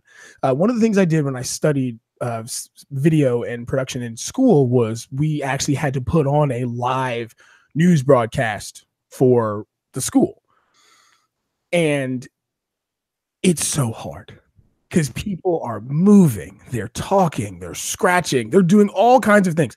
Stuff falls over, the camera guy falls asleep or is not paying attention and the camera's just listing to the left, like so many things have to go right to pull this off. And the fact of the matter is that they're doing a fake live broadcast that actually messes up and has live issues. Like the scene where they're watching their own camera feed live on television has got to be the hardest thing they've done. Like, because there's so much that could have happened in that scene to ruin it. And plus they're still sticking with the inspirations that spawned the show, which is like how they talk about how Hitchcock and things like that influenced the show, where they liked doing these skits that happen all in one room. So all the gags, all the scares, all the atmosphere is generated from one place. And to do that live and pull it off so well and seamless, because, they may say nothing went wrong that wasn't supposed to go wrong, but something probably went wrong. Like, what I'm saying? Somewhere like a cat meowed, like, I don't know, like somebody, like someone, I don't know, passed gas, something happened, but those things never come across. And that is why this episode is fantastic. And I'm very upset that the next two seasons, season 3 and season 4, are not on Hulu for me to watch. And it bugs me now. They used to get them on very quickly, don't they? Either that or get it on DVD. Oh, indeed. But so, but no, I mean, going back to it, interacting with the audience on social media, at the same time, and watching themselves, they're kind of breaking the fourth wall about as many times as they possibly can. They incepted the fourth wall. They done more. They went beyond it. I think this particular episode will go down. We'll still be talking about this in 20 years' time with a great fondness, I imagine. Oh, definitely. Yeah, I agree. Like, I had never heard of the show before. And if I was going to share the show with people, and I am going to, it's going to be with this episode. Like, it's like, people told me, hey, you should definitely check out, Game of Thrones and stuff like this. But they can't tell me an episode to watch. They're just like, just watch the whole thing, and, like with, people, when they tell me, oh, you should watch Buffy. Buffy's amazing. And I'm like, okay, where do I start? They're like, even with Red Dwarf, people are like, you should check it out. Just watch it. There's nothing they can particularly show me that gives you a complete overall example of why the show is so great. But this episode encapsulates everything good about this show. It encapsulates the fact that it's well acted, well written, well put together, well structured, well paced, well edited and produced. Like, every aspect that you can have with a television show is on display here. Even continuity. So they even go back and show you a previous episode that they then alter to fit the story they're trying to tell. Like, I don't think there's anything else they could have done. Like, they even break, like I said, they break the fourth wall. They literally, on a live show, break the fourth wall as you're watching it. I could agree more with that. What he said. Did you hear that wonderful thing? One of the replies they get is actually from one of their fellow legal gentleman, Mark Gatiss, when they tweet, "Are we on telly right now?" Oh, Mark said, "Yes, we are," which is a lovely touch. And I had my Twitter open. I follow Reece Shearsford and Mark Gatiss, and you could see it playing out on your phone and hearing it on the telly. Live. And you can only get that experience clever. once. I mean, you can only get that experience once. You can't get that experience on catch up. So that at that one time, the whole audience are brought in on the whole thing. They become part of it. Again, that is something that's never really been done with this sort of thing. Well, dude, and a crazy thing is, if you didn't see it, like if you're one of the people who either turned it off when you saw that they went back to an old episode, or idiots like me who went out and missed it. Yeah. If you're one of those people, you feel bad, not because you're like, well, you feel bad because this experience, you can never have it again unless you're me on your phone and you fall for it, hook, line, and sinker. But these people have now a shared, cinematic experience as an audience. Like, you can't get audience participation and immersion better than this. And the worst part is they could never do it again. Like, you could do it again and it could be fabulous, but it's already been done, So I don't know how they would outdo themselves this way. Not like that. I mean, as I said, it was event television. In the same way, I know we keep harking on about it, and you haven't watched it yet, but back in 1992, Ghostwatch was event television, but for a different reason, because it happened by accident. So it became an event by accident. This was intentional. And again, either one of those shows you couldn't do again either way. It was just a shame the BBC didn't give them an actual slot on Halloween night. Which they mention. They mentioned, it's not even Halloween. It's not even Halloween, they say. Yeah, because he said it was the 25th, I think it was. 28th. Yeah, he's like, it was like it's like the 28th. He's like, and it's not even Halloween. Like, it's so good. Halloween special. It's not even Halloween. Yes, indeed. It plays into their humor, because again, Shane told me, he's like, "Hey, go check out that episode," which is the one they're calling back to. And I went and watched A Quiet Evening In. And Quiet Night In. Yeah, Quiet Night In. It's great. Like, the scene with the dogs, like, I love it. Probably my favorite part of that episode. And him throwing the rocks at the dude. Yes. Yeah. I think so. They're watching the TV. Then they cut to one of the studio feeds, and they see Stephanie Cole on the sofa, wondering what she's doing there. At that point, we cut to the rehearsal footage. And we know it's rehearsal footage because you can see a time code on it. Yeah. Yeah. Well, we also see the countdown clock at the start. Mm. And that countdown clock goes backwards by a second. Ooh. I noticed that. I didn't know that. Apparently, that was a last-minute decision by the production team to go backwards. Apparently. Right. Again, that's more of that production. Because again, if you how are you going to have a last-minute decision on live TV? Like this, like that's definitely how you make things mess up. That's definitely have a mistake. They pulled it off, didn't they? Definitely. So we cut to the rehearsal footage, and Arthur Flitwick is very, very bloody in the shower, and he gets interrupted by Moira going into the flat, and they have a discussion, and then Moira finds the Reverend's head in the microwave. This is a wonderful prosthetic, by the way. This looks like that. Yeah, definitely. Like, Can I just point out, over in this country, we don't microwave heads. No. That's not a traditional thing we do. No. You can't coddle. You can't coddle a severed head. No. Well, you got to take it out quick enough to put it in in the ice bath. Put it in ice bath, it'll explode. Not gonna try that one. Macabre cooking.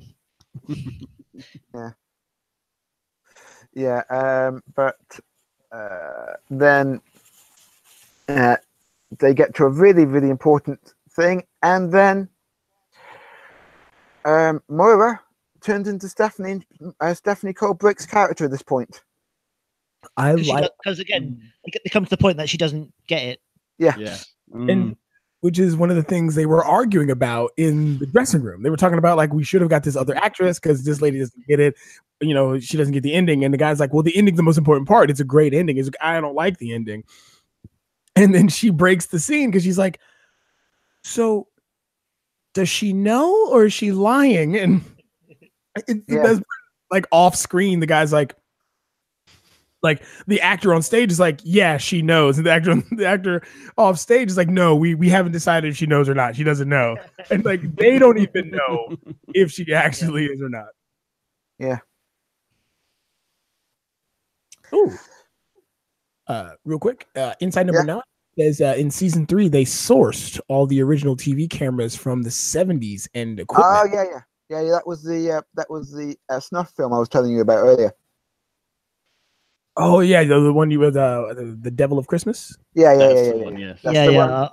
I'm gonna watch this one tonight after we've done this. Oh yeah, definitely. Guys, I don't need another streaming service, but you're gonna make me pay for British television.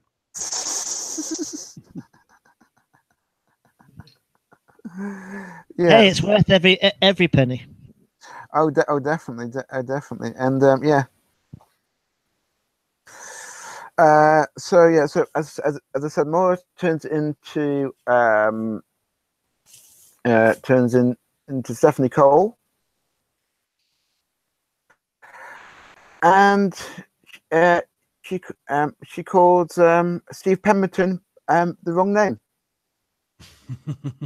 She called Steve Pemberton Reese,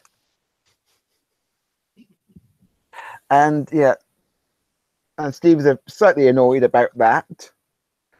Going back to the rehearsal and the run-through, according to the documentary from the composer,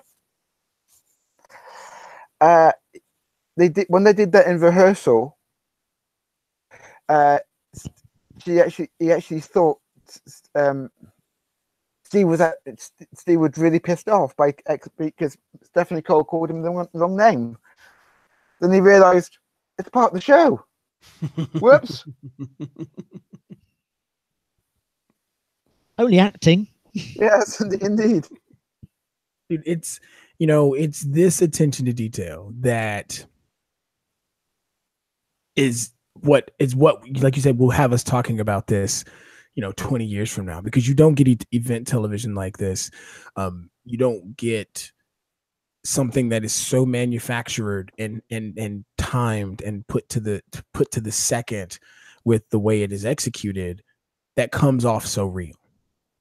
I mean, you mentioned that the director was like a conductor. Well, everyone doing their bit is each part of the orchestra, so it can almost go flawlessly because nobody played a bum note on the night. And probably the only thing that I know of in history that sits up so out of ordinary, but yet people have took it for reality was the reading on the radio of, oh God, was it War of the Worlds? Oh yeah. Like, this is the type of thing that this reminds me of, because again, like you said, you had a fifth of the people watching the show go, this is crap. They've messed it up. I can't believe they did this. And they changed the channel. They're like, I'm done with this. Like they went to go, they went to go watch a new football match. Like they're done, right? Like, or they want to go watch a new episode of Survivor. Like this is and that's crazy. Like, and the best part is the people who stuck with it can now poke fun at their friends. Like, oh, you should burn. Like, you'll never see it again. Like, Yes. it's good The stuff. moral of the story is, if you stick with it, you'll be rewarded. Or British television can be dicks in the most wonderful and charming way. Oh, definitely. Oh, Definitely. yeah, it's first class trolling. Yeah, absolutely. Again, the Twitter generation got trolled by a television. Oh, definitely. I said it's still possible to do it, because when we were in our previous podcast, we were talking about Ghostwatch. You can't do something like this again. It would never fool people, and we actually recorded that before this was shown. Deadline. Yeah. And that was one of the first things I said on Facebook after watching it was, "Oh, okay, you can do it again if you do it in a different way." Well, everyone assumes to do something like Ghostwatch now, you wouldn't be able to keep it hush enough and spring that kind of surprise on viewers, because someone would blab because of the leaky nature of television, and they would almost want to deliberately leak it, as publicity. And yet that they played this one so masterfully. I mean, I knew it was coming. I was excited. I love Inside Number 9. Halloween special, book me in. And it was only when the continuity announcer says there'll be some tricks and treats, I thought, I wonder. But I had no inkling. I don't think anyone else did. And the fact they managed to keep this entirely under wraps in this day and age without somebody blabbing is phenomenal. Oh, definitely. They did it. I mean, you can't even put a movie out with the trailer without spoiling it, right? Like, and this was a live experience on television that they kept under wraps and fooled a fifth of who would watch it. I mean, I don't know if there was any sort of trailer or anything for this, or if it was kept quite low key. The only trailer that I saw beforehand was literally the phone being in the graveyard and a hand picking it up, and that was all I saw. Now the graveyard, so that alludes to the actual plot of the episode within the episode, sort of thing. But that is the only one I saw personally. I don't know if there was another one, but that's the only one I saw. I know, like, for every episode, they do like a mock-up movie poster for every episode. And they did one for this. It had a Halloween pumpkin and the phone covered in dirt. And I know they did turn up on like TV and some like on the One Show, which is a big early evening show, and some did radio as well, and newspaper spots, pimping the show. Yeah. But other than that, I think there's only I've only seen the one trailer. When they're on the One Show, was that the footage they used towards the end? Yeah. I love it. Yeah. I love it. Brilliant. Ever so slightly edited, though. Ever so slightly edited. Yeah. But that was, that's just awesome. But we'll come to that, I imagine. Of course we'll. I know on iPlayer there is the publicity shot of both of them, in tuxes, standing over the pumpkin, and you got the that sort of the lighting, and it is very reminiscent of the publicity shots for Ghostwatch. It's almost like hinting at it slightly, I noticed that when I looked back and doing my homework today. I thought, hang on, there were a few clues. A few clues. That looks a bit Ghostwatchy, doesn't it? Yeah. Nice little nod. Yeah. Oh, definitely.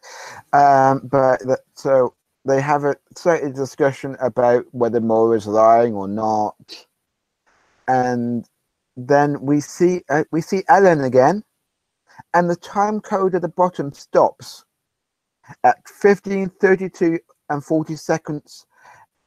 0.12, and if you add those numbers together, what do you get? Number 9. You get 18, which is 2 9s. Oh yeah. You get a 9 there somewhere. you get 2 9s. Yeah, 9. Yeah. You get 18, which of course is 9 plus 9. 9 plus 9. Yeah, exactly. Oh, that's rubbish. You can read anything into anything. It's like the Bible code. Yeah. Good though. It's clever. Yeah. Oh, definitely. The thing is, when he first appeared, I didn't realize he was a ghost because he's slightly out of focus when he first seen. I thought it was Mark Gatiss. Oh, really? I thought he was making a cameo in it. Oh, okay. It wasn't until afterwards he was like, "No, that's the ghost." I was like, "Oh, okay." I thought it was Mark Gatiss. Whoops! I told you I'm really, really thick. But there is a similarity, and that's the kind of as it tweeted to him, that would be in keeping with the pranks to have Mark Gatiss actually be a guest star. Yeah. So, had they ever done anything? Because you guys talk about how the show has its tricks and twists, but had they done anything on this level before? Like, I know you talked about the snuff film episode, which seems to be another high point in the show. Like, did they ever do any of these other fourth wall breaking, just balls to the wall style attempts at something? Like, or maybe was it like a guest? Maybe they had like a really, really big guest star on an episode. I think that the Devil of Christmas is kind of the precursor to this, pretty much. They've certainly had a lot of fun with guest stars, particularly getting familiar faces to play against type. But nothing on this kind of a scale. Though you've had that kind of the attention to detail, but I'd say the Devil at Christmas is kind of the closest, probably the direct ancestor for this setup. I think to really completely destroy all the barriers and really, really, really, completely twist everything, even the structure of the show. It sounds to me like with that one, everything you thought you knew just gets completely destroyed at the end, from what I've been told. Well, so with the Devil of Christmas, again, they played this canny game with the media hype, because they're big TV geeks, and they know kind of people very fondly remember a lot of the old 70s British sort of weird TV shows and odd thrillers like Armchair Thriller, Quiet as a Nun, the BBC Ghost Stories for Christmas, Tales of the Unexpected. And they made a big deal in the publicity that, the Christmas special, that they're doing a homage to those kind of shows. And in a way, it got a similar reaction, I remember, because kind of this episode hasn't had unanimous praise. There were people who, a certain promotion said, I want to see the full phone story. I'd rather just told me that story. I didn't want all this meta mucking about. And it was similar with the Devil at Christmas. People said, I'd have just liked to have seen the 70s TV show recreated without the twists. So that I think they're sort of very much like two bookends, and not so much twins, but an older brother and a younger brother.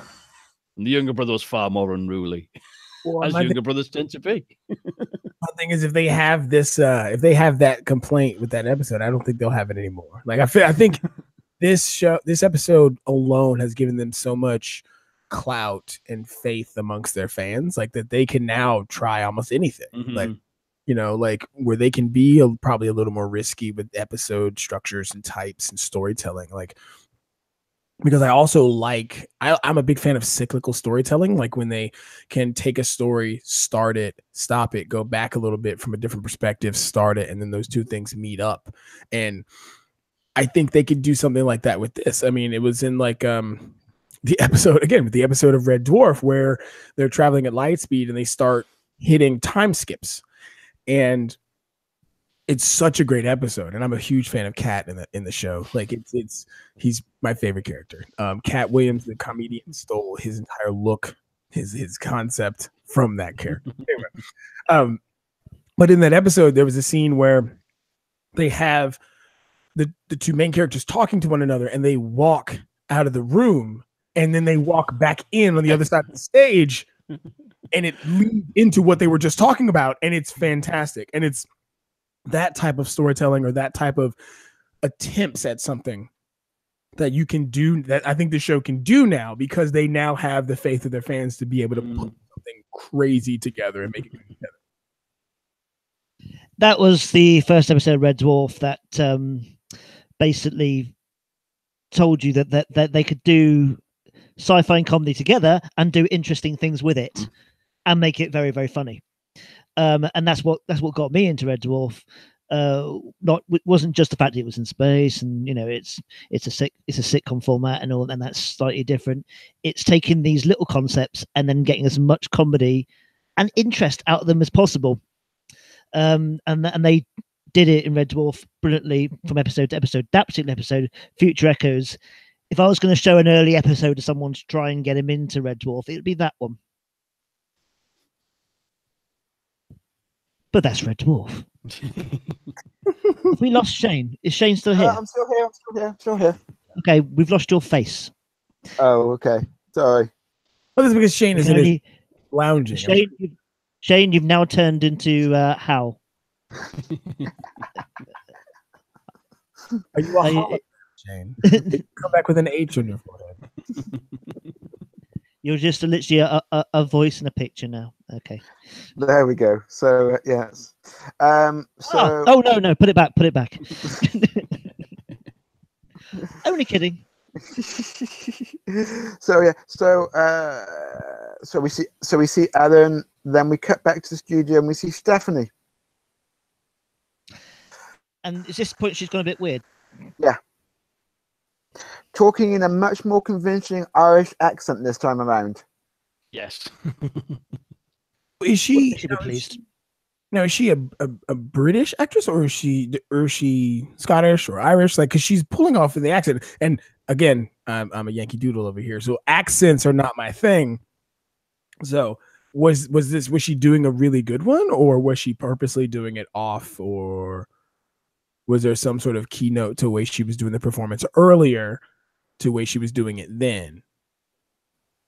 Well, she's generally British, but being sort of an old character actress, she can do any accents. And kind of in the earlier scene, she is doing kind of what I call like a Irish accent. It's all a bit bigorra and a bit, a bit overamped. In fact, when she's on the phone at the start, at first I thought it was Reece Shearsmith doing one of his doing the voice, because if you watch The League of Gentlemen, there's a cast of 3 who play nearly all the characters, and so they frequently play women.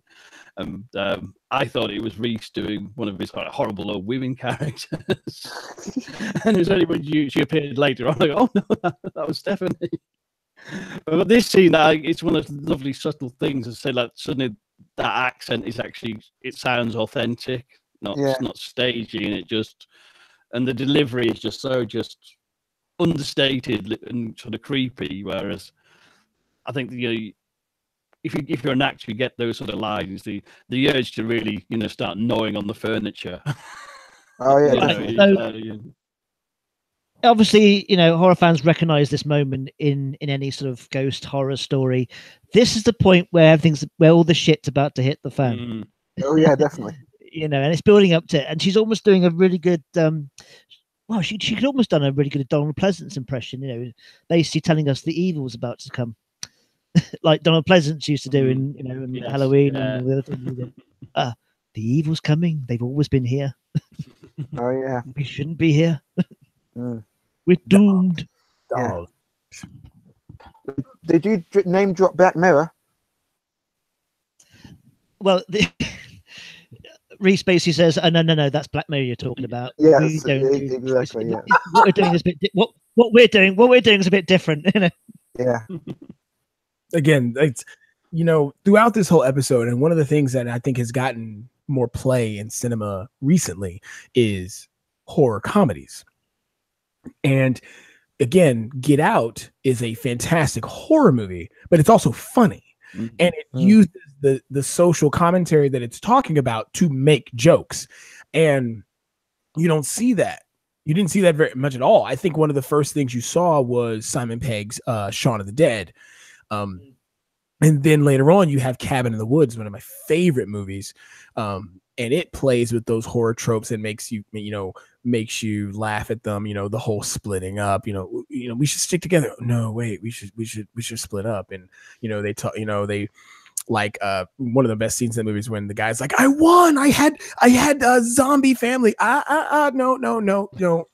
They were killed by redneck zombie family." Like, and it's those little tropes and things that they pick at that are funny. And in this show, it actually picks fun at itself, but also the fact that it's, doing this thing that Black Mirror does seriously, yet they are doing it now in a very comedic yet serious way. And they've turned it to 11 because they're doing it live, it is a strange combination. It is funny, but at the same time, it is sinister. Oh yeah, and you are a little bit sort of ambivalent about it. You're not quite sure how to feel when you're watching it. Really, I mean, I've watched that scene twice now, and I'm thinking, yeah, this is ridiculous. This is silly. This is funny. And you guys definitely slightly unnerving at the same time. You guys definitely slit an old lady's throat live on television. Just saying. And they altered a Wikipedia entry as well. Yeah, they did. I was about to say that. Wait, what? They altered a Wikipedia entry to say that she was possessed. She killed herself while possessed by demons during a live television episode. We'd just like to point out at this point that Stephanie Cole is still alive and well. Yes. When this was recorded on the 2nd of December 2018. Yes. Yeah. You know, if you're listening to it in the long future, we're probably all dead, but you know. And yeah, Reese and Steve are all right as well. Yep. Yeah. Even though their Wikipedia pages got hijacked as well, didn't they? Yes. That's what I mean. That's why I'm saying it. Yeah. 3 million years in the future, all there's left is a descendant of the cat I have hidden in my office. My hologram and Shane as the computer, and one of you two ship. We'll be all. Oh goodness. Yeah. It's a nightmare. It's a nightmare future. Yeah. So so we see Stephanie kill herself with a knife. Slitting her throat with a knife. We see a. It's good how they do that, because obviously she has the knife, and then it cuts to Steve in the dressing room. So you can only see it on the smaller screen in the background, so you can't really see what she's doing. So she can do that live and pull it off. Yeah.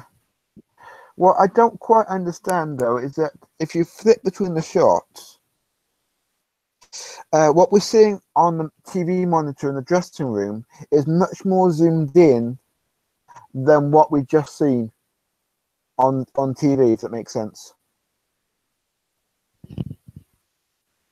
Shenanigan.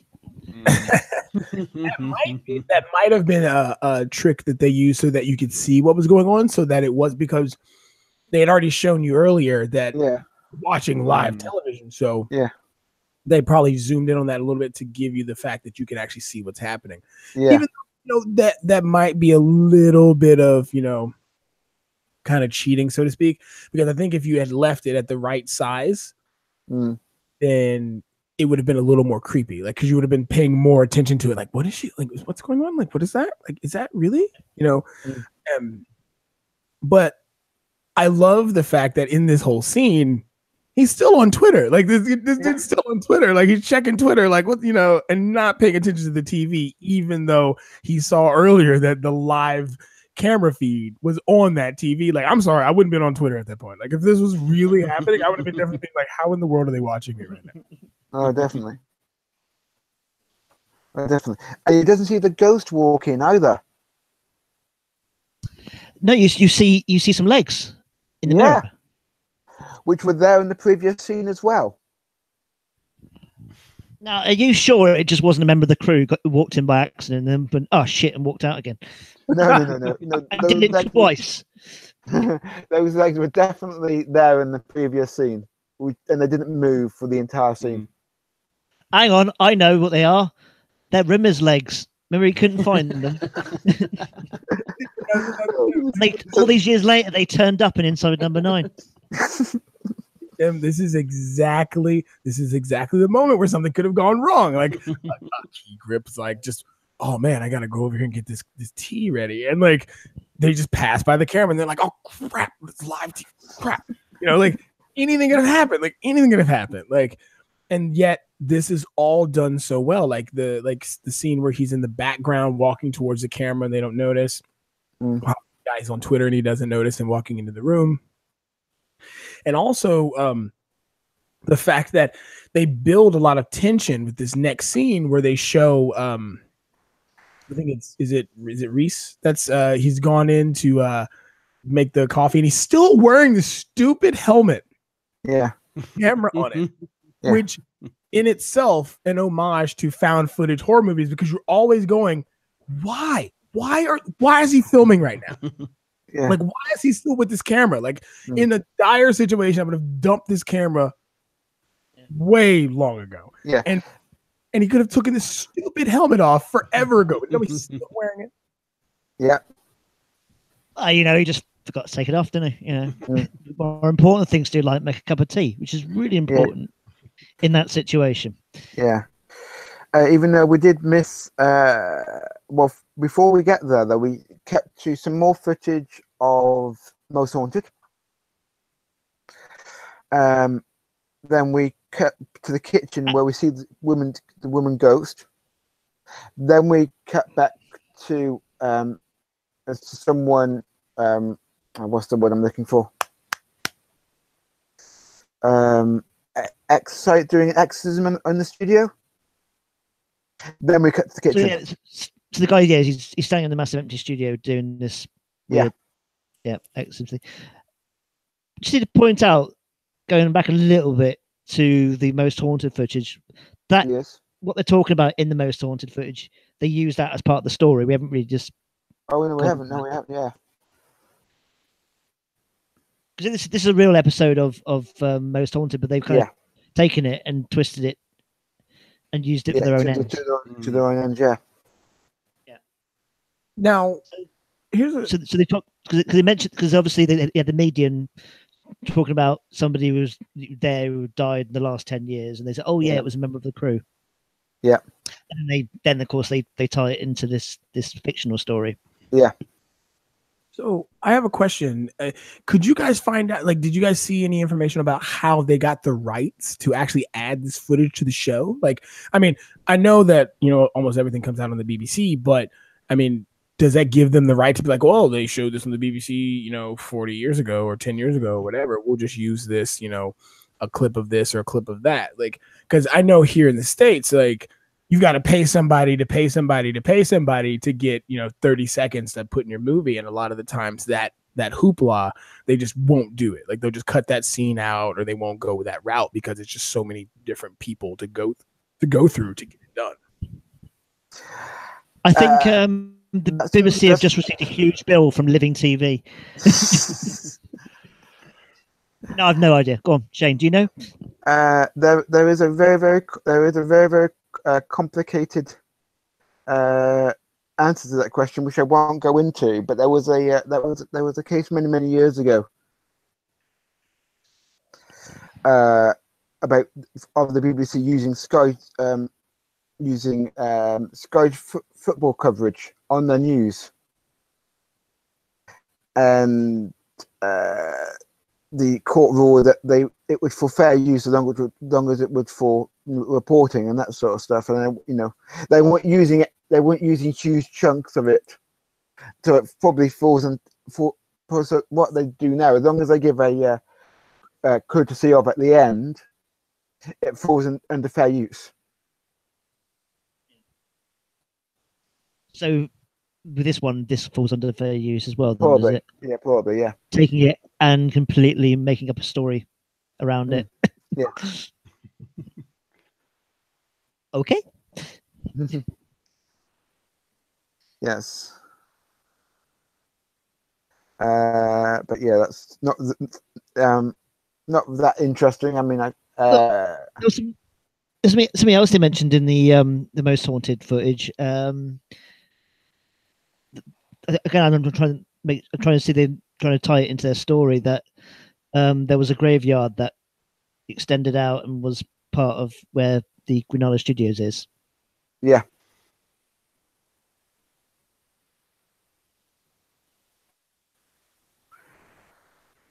But yeah, so we see Reese cooking, making himself a cup of tea, and then he hears a noise and he goes to investigate. And you see all this from his point of view. Yeah. With that stupid camera on his helmet. Yes. Yeah, this stupid camera now has a purpose. Yes. This is the point where you have to suspend your disbelief. All right. An actual GoPro with a radio packing inside.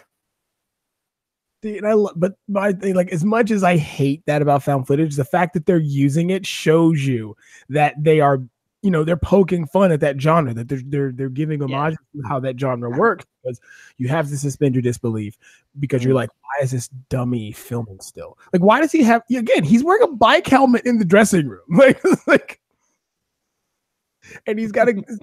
The camera's it's got to be awkward. Like the bend over, try to make a cup of tea. Like it's got to be clumsy. Like it just got to be clunking around. It's just great. Like this stupid. You could say because he's expecting to go live, possibly to go live again at 11 o'clock. He just keeps it on because it's easier. Mm-hmm. So yeah, we're going to go again. So I'll just keep it on. No point taking it off. Yeah. But unfortunately, they don't get that far.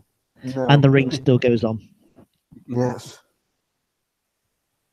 It's good news for the fans of the ring. Well, that's true. But bad news for fans of Inside Number 9. Yeah, still never seen it. But when he's wandering around the TV studio at this point, I love it. I love that. This is where the TV studio becomes part of the thing of its own, becomes part of the atmosphere. Because if you're wandering around a TV studio by yourself, at night, it does become an incredibly creepy place. Yeah, I like being in any place alone, especially a large place like a studio of some kind, or even if it's like a theater. There's so many things that would be normally making noise or moving or doing something to bring that whole place to life, that when it's all deathly silent, it's eerie and it's off-putting. And I love the fact that also in this, like, again, they're doing this live and there's only 3 people in these scenes other than the ghost and the male ghost. And they're only in a couple scenes. So there's just 3 people going around the studio, and we all know that because this is live, there are other people floating around somewhere to make this happen.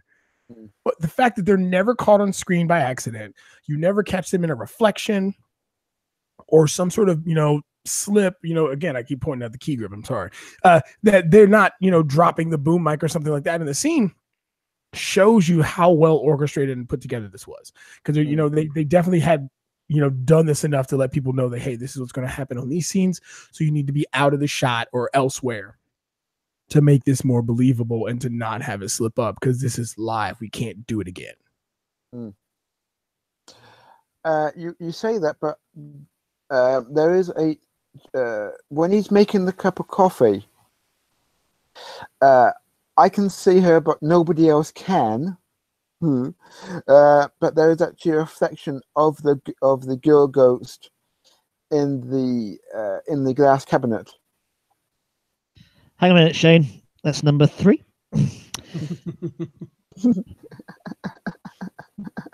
How do you spot these things, man? Do you just sit there all day looking for these things? How have you seen this, Shane? How many times have I seen this? Probably about 24 by now. And I'm not joking. Shane, we can do other things on vacation. We can play a video. Hey, you suffer for your art, man. Yes, that's true. You've done the research, so we don't have to. It's fine. We appreciate it. Yes. Fine. That's absolutely fun. Because again, I watched this episode right before this podcast. It's fun. It's around about the 26-minute mark, Tim. If you want to write that one down. I'll remember it. Okay. But yeah. So he's. Well, no, you've done an article. You've done an article about it, haven't you? No, I haven't. Rich. Oh, you haven't. No. Rich Lorden of Behind the Curtains fame has done. So he's done it. Yeah, he's done the article. Has he put timings in it? No, he hasn't. No. I'll just listen to the podcast. It's all right. I'm recording it anyway, so it's fine. Yeah, that's cool. Yeah, if there was somewhere this being recorded. So yeah. So did we get to? He's wandering around. Yeah. We can see it from his POV. Yeah. And now, I've heard that some of this isn't live. No, this is live. This is live. This bit's live. This is live. What we're watching at the moment is live. Okay. This is happening now, sir. Now. Yes. No. Yes. Indeed. Yeah. Indeed. Okay. But when will now be then? When it goes to black, and we see the we see the night vision. Okay, so that's coming up. Yeah, so that's not live. The night vision isn't live. Okay. So before we get to that bit, so yeah, he walks into almost like a little storage cabinet, storage place. Yeah, storage area, isn't it? Yeah. Yeah. And at that point, you have the false jump scare. Yeah. Which works. It scared the shit out of me. Well, it scared the shit out of me as well, actually. I normally can't stand jump scares. I hate them. I think they're completely unnecessary. But this won't work because, it's taking the mick out of jump scares, and it was genuine. Yeah. Now, is this where he hears the noise and he goes? He goes to investigate and he finds the head on the floor. He finds the head. Yeah, the head. And then, boom, he jumps at him. Although, I would have, if I'm in this place and you put a fake head, I know this fake head, and you run at me like that, we're fighting. We're going to be fighting. I'm probably swinging. I mean, if you're really a ghost, I'm not going to hit you anyway. It's fine. But if you're not a ghost and we're going to fight. I don't care how much of a friend we are, because he's in this creepy behind the stage basement-like place. No, fighting. We're gonna be fighting. We're probably not gonna be friends afterwards. We're no more. It's gonna be like in Mythbusters, how those two dudes just don't like each other. That's us from now on. Going off at a slight tangent, Shane or anybody here, have you seen Blair Witch 2016 yet? No, I haven't. I need to warn you. That's basically the entire film. People jumping out at each other. And it becomes really, really annoying very quickly, just to let you know. What was that? The new Blair Witch film. Basically, a lot of it is just people jumping out at each other constantly, and with the big jump scare, music happening at the same time. It's okay when they first do it, but they keep doing it for the whole film, and it just gets really annoying and tedious. Jump scares work well. It's a great example of where you shouldn't use it. The first Blair Witch put me to bed. I got a good sleep at that movie, like a wonderful sleep. It was a great sleep. And that second one, I couldn't roll my eyes harder at that movie. You're right. It's all jump scares, and it's not even funny jump scares. Again, I go back to my Michael Caine reference with the hand, where they throw a fake cat at the screen, and that's funny because it's a cat puppet, and I love cat puppet abuse. But the Blair Witch, that what it's called, the Blair Witch, it's just so bad and boring. Is that the original one you're talking about? Both, because again, jump scares lose their effect if you're doing it every 45 seconds. Mm-hmm. Yeah. So Blair Witch, the newest one, 2016. Yeah. It's where that sort of jump scare just gets very annoying. But as I said, here in Inside Number 9, they use it once, they use it brilliantly, and it works. Well, wouldn't you call the ending a jump scare, though? Yeah, you sort of know it's coming, don't you? No, that's true. Yeah, and also again, because they're definitely, this is definitely a love letter to horror movies. You expect that type of jump scare at the end of this. You expect the big bad boogeyman to get the final person in the film. This always happens at the end of these films, doesn't it? Yeah, of course. Blair Witch, the original Blair Witch Project was that kind of Kickstarter to found footage stuff here in the States, and it has that sort of ending too, where something jumps at the camera falls, and that's all you see, and that's it. Yeah. I think almost every found footage movie ends that way. I mean, Mm. what is it? Paranormal Activity, Wreck, the original American remake. By the way, the night vision scene at the end of this is definitely homage to the end of Wreck. Mm. That's the first thing I thought of when I saw it, was that this is definitely Wreck. Mm. You mentioned, I know we're going off on a tangent here, gentlemen, but you mentioned Blair Witch Project being the first found footage film. In the States for us, like over here, I can't think of one before that over here. There were ones before that, before Blair Witch, but I think Blair Witch kind of reinvented the genre. Well, people say that. However, the year before, there was actually a film called The Last Broadcast, which is also a found footage film. Yeah, but Shane, no one's heard of it, mate. Yeah. So don't count, done it. You're right. You're right. There was a film which got completely overshadowed by Blair Witch, unfortunately. Yeah. And it's because of, and honestly, it's because of Blair Witch's use of early social media and marketing. Like, oh, definitely. And again, this episode of Inside Number 9 uses that to its advantage while filming. Like, it uses social media live to increase the mythos of this episode. It's fantastic. Well, they did it before, during, and after. Oh yeah, definitely. I definitely. Then there's still things going on this week, which I'll get to later. Ooh. The Stephen Reese are in the prop store, and then Steve gets executed. So Steve's dead. Hey? So Steve's dead. Yep, exactly. So we've only got Reese left now. Reese is now shitting himself. Yes, indeed. Then we cut to fake news footage.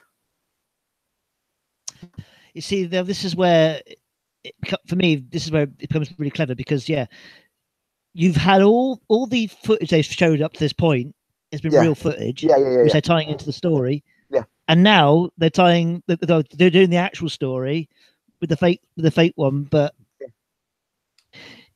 they're putting it in such a way that it could convince you that it's real, and you might have to look it up and just to doubly make sure.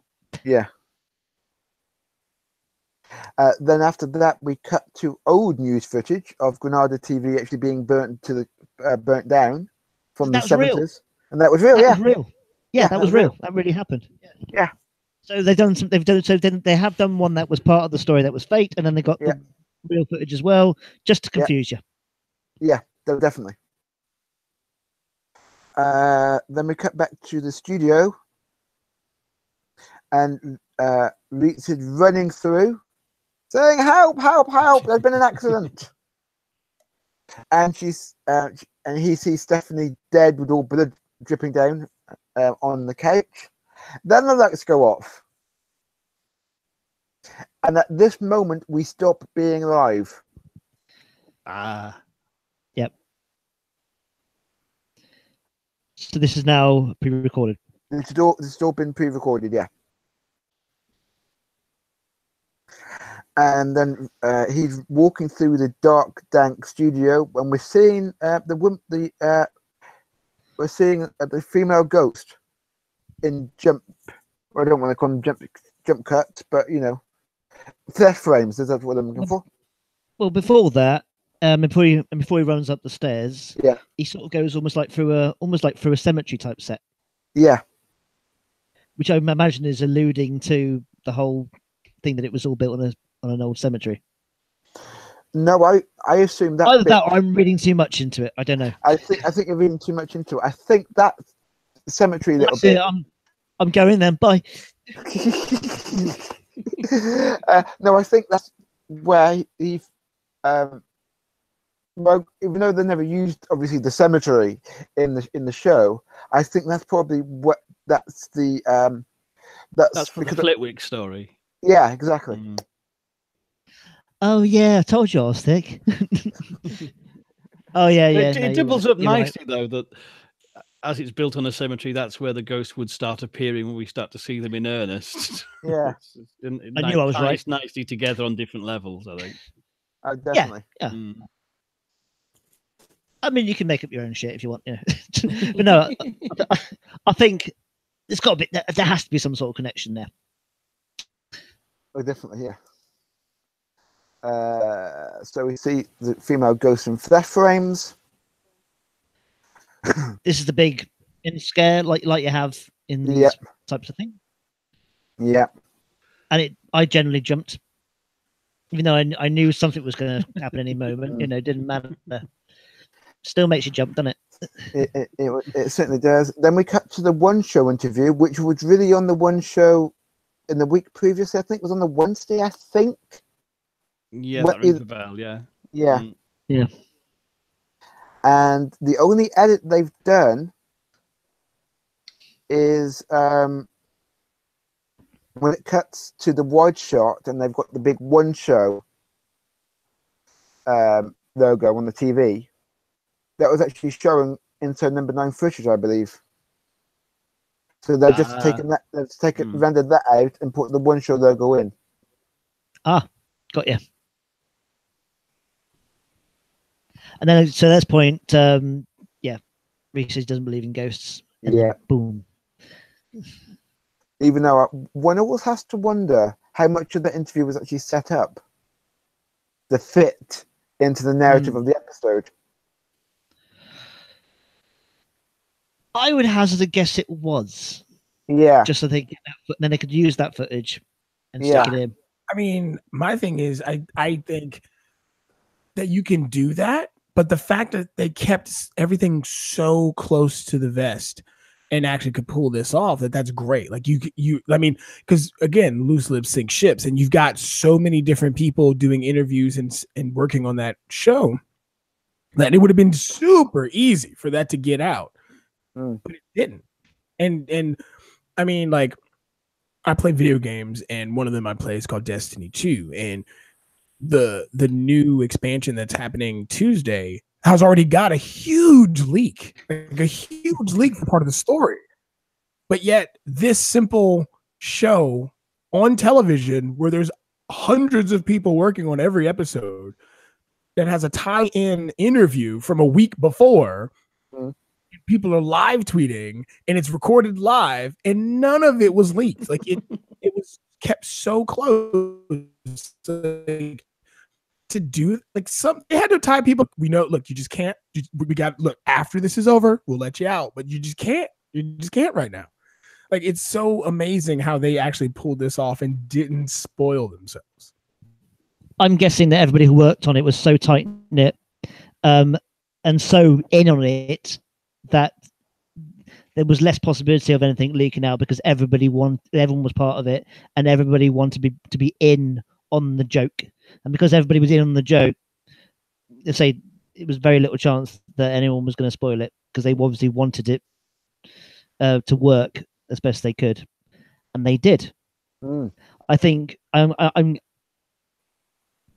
our television productions have a lot less people working on them anyway, so I think it's much easier to keep something like this more contained, and they certainly managed it with this one.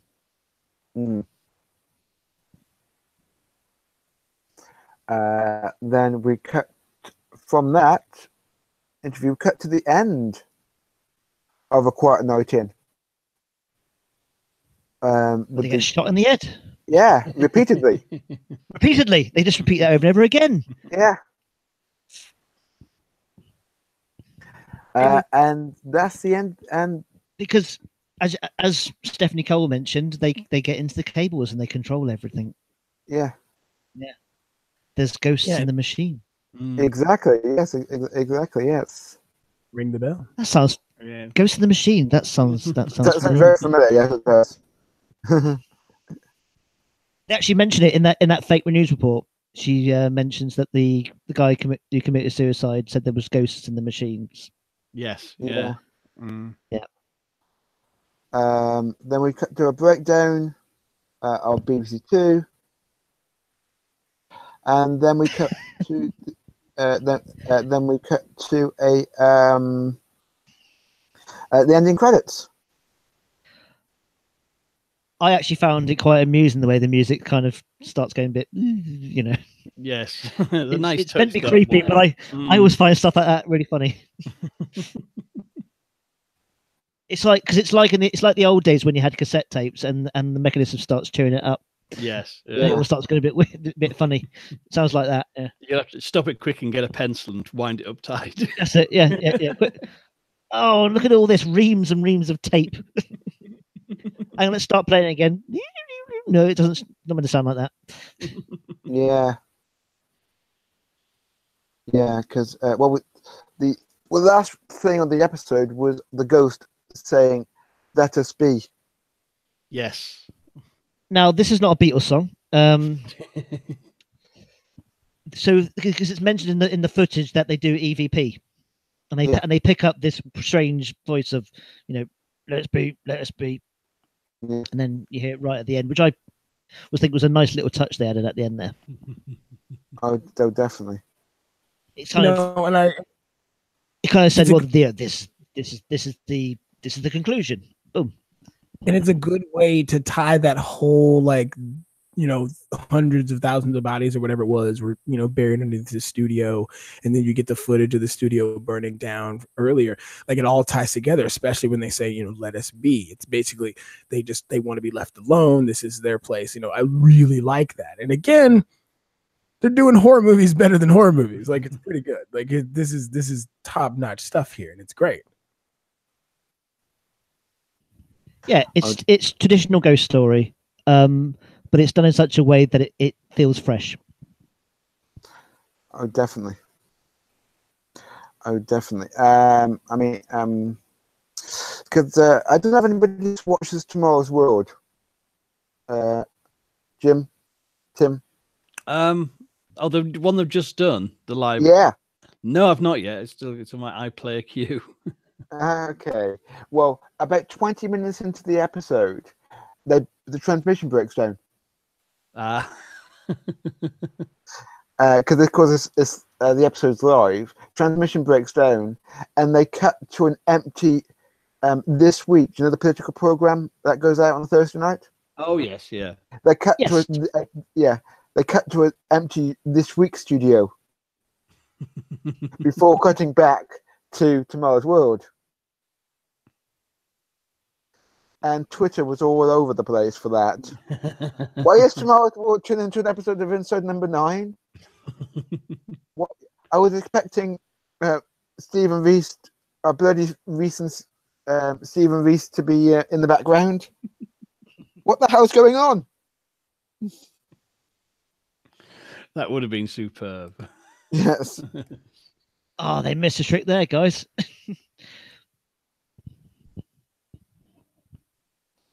Yeah, it would have been pretty interesting if, like, the next episode of Inside Number 9, or like they were supposed to, like, if they were scheduled to do like a follow-up interview talking about, the Halloween episode, and it's just like, well, we were going to have so and so and so and so on today, but they're no longer with us. Like, it's like a somber, like, in memoriam about them. Like, it would have been pretty good.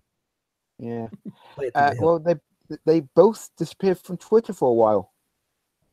Both Steve and Steve come back relatively quickly, only a couple of days later, saying he was feeling a lot better. Thanks for the well wishes, and he tweeted of himself with an arm in a bandage, standing in front of some glass doors, with a spooky ghost in the background. Ooh. Yes. I imagine their Twitter went a bit potty for a couple of days after that, so I don't blame them for taking a few days out. Yes. And probably to sit back and take in, like, how the internet and social media receive this, like, you know, because you've got the people who saw it live, and then you had the people who, you know, came back in halfway through or after they had changed the channel, but then you have the people who didn't see it live, and now they're going back to see what they missed. I mean, there was so much that they could take in and see about, you know, and plus you could get people reviewing it and talking about it, and they can then take that into consideration about how they wanted to do more things with the show, like, you know, so they probably did take a little breather. Well, the Reese Shearsmith tweet, are me and Steve Pemberton on BBC Two right now, was retweeted over almost 3,500 times, and has 17,000 likes.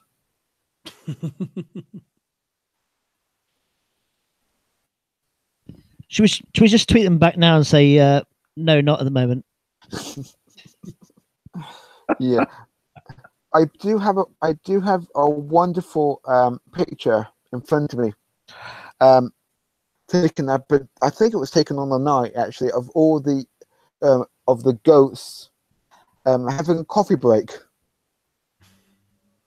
Well, you know, it's hard work being a ghost. Yeah, so that, you know, so they're all set down just having coffee, which is it. Which should is be tea. Well, true. Should be tea, man. So, no, I've seen that shot. Yeah, I've seen that shot. Yeah. So, Jason, so what are you watching next? I don't know. What do you guys have slated? No, it's not. Sorry, I was meaning what. Are you so are you going back to this show straight away, or are you going to give it a few days? Sorry, I meant. Sorry. Oh no, absolutely. Because again, this was such an impressive display of what the show has to offer. Like now, and you know, because Jen came in when I was watching Silent A Quiet Night In, and she was laughing because it was the scene with the dog, and he's trying to like lure the dog with the treats, and then the big dog comes to the door, and she started watching it then. And then I was like, you know what? Here, I sent her the link to the Halloween special, and I was like, hey, watch this. And I was like, I'm going to give you a little bit of a spoiler. I was like, the clip is not broken. I was like, the clip's not broken.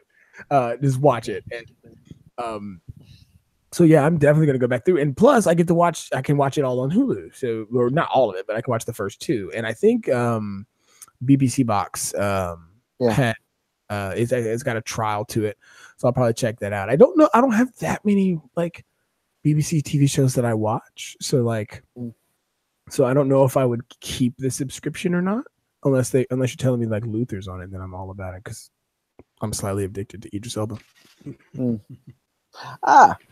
An answer to the question I asked earlier on, Inside Number 9 on our live chat actually responded by saying they actually went onto the One Show and got them to unwittingly ask the ghost question. Yeah, so it was set up, but the interviewers didn't realize. Yeah, and they obviously then got the question they wanted, so they get the answer they want. Yeah.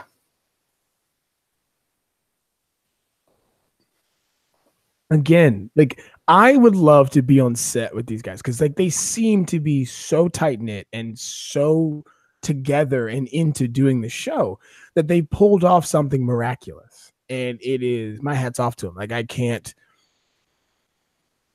It's going to be a major feat to outdo this with their next special or the next season because this was just something to behold. And even after the fact, it's still going back and looking at it. It's fantastic. Yeah, this is an event show that will be, again, as I keep saying, we'll be talking about this in 20, 25 years' time. Oh, definitely. Definitely. Instant classic is the word, really. Instant classic. Oh, definitely. Even though if I could, and I'm just gonna find it, and I'm sure my good friend Anthony won't mind me saying this about it. I'll do a discerning voice if I may. If I can find it on my thing in front of me here. Let's have a look. Sorry about this. I just took this up earlier. In the meantime, we're going to show A Quiet Night In. Yeah, indeed. Indeed. And then we'll come back to Shane. Here we go.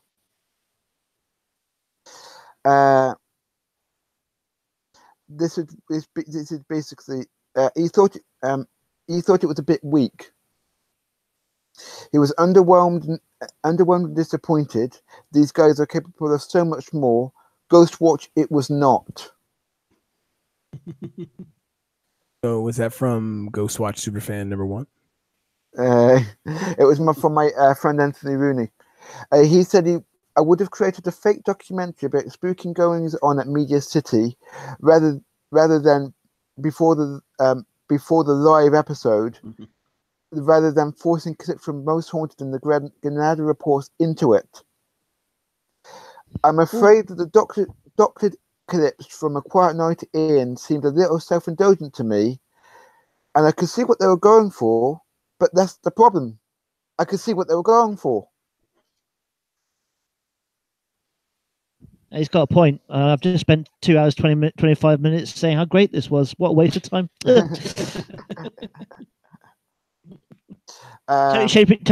turn me around, but a big pile of crap this episode was.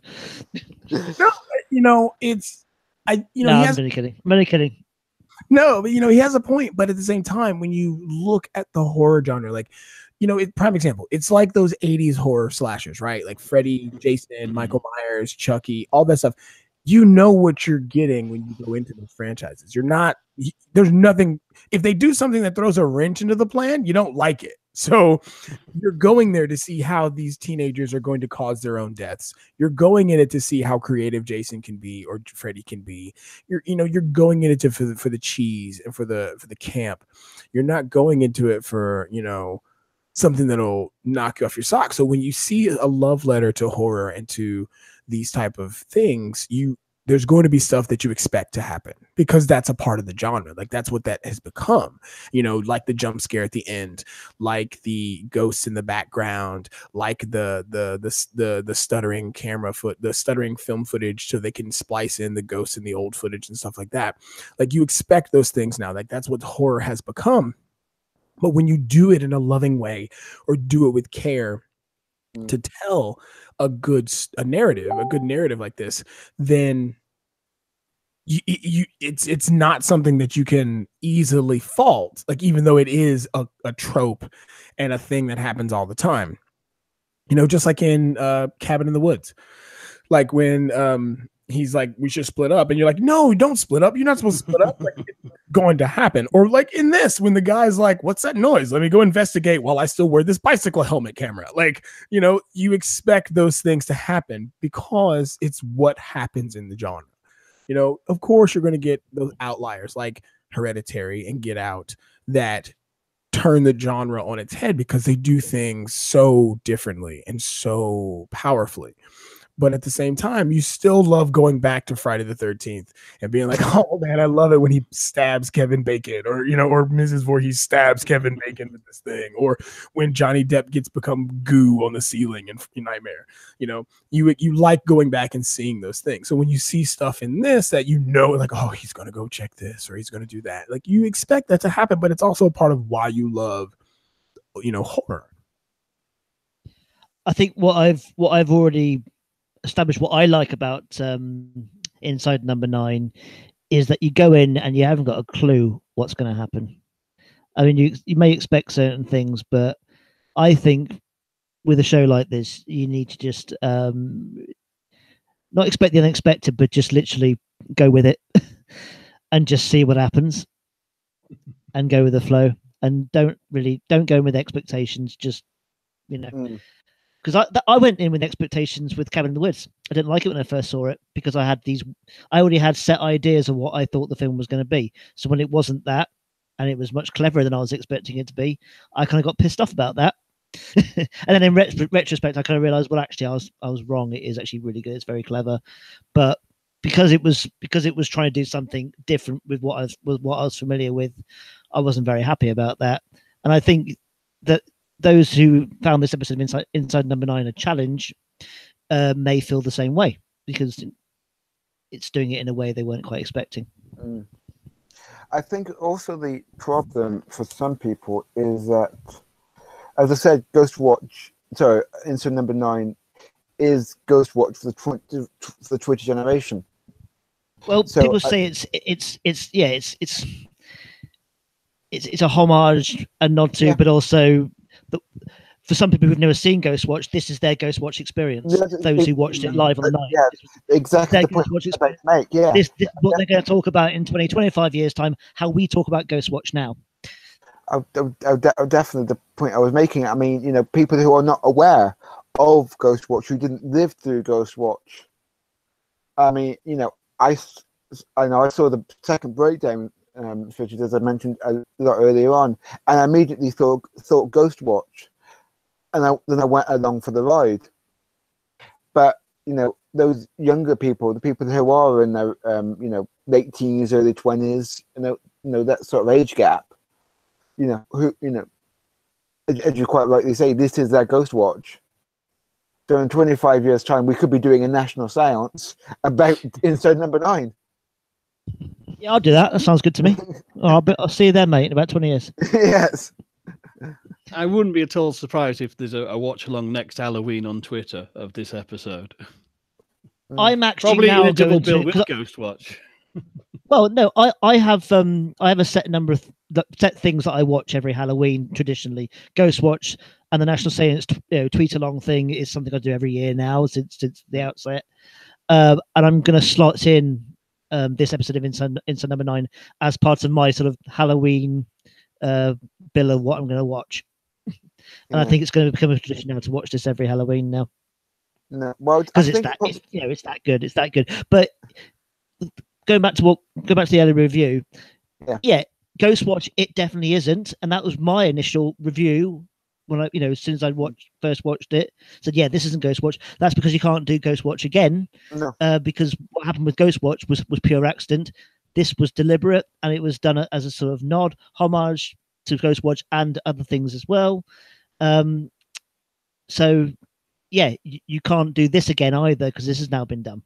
Yeah, but they've done it, and it's a classic in its own right now, I think. Oh, definitely, definitely. But I think we're coming to near the end. I think. No, another 2 hours. I think another 2 hours. Yeah, we might have to bump the ring to somewhere else. Now let's talk about how to make eggs. Now there's different ways you can do them. You can poach them. We can now spend another half an hour talking about that.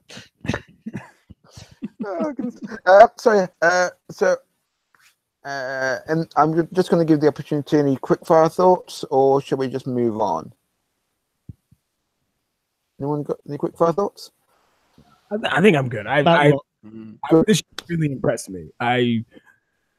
Shane, you're making up for Razor Blade Smile with every suggestion. Oh, good.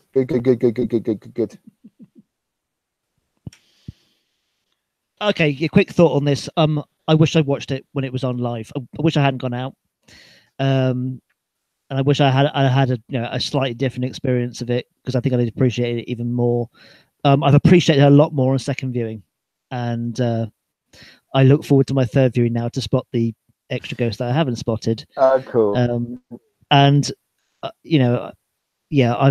think from doing this podcast and watching it again today, and also my initial watch, I have a combination of that.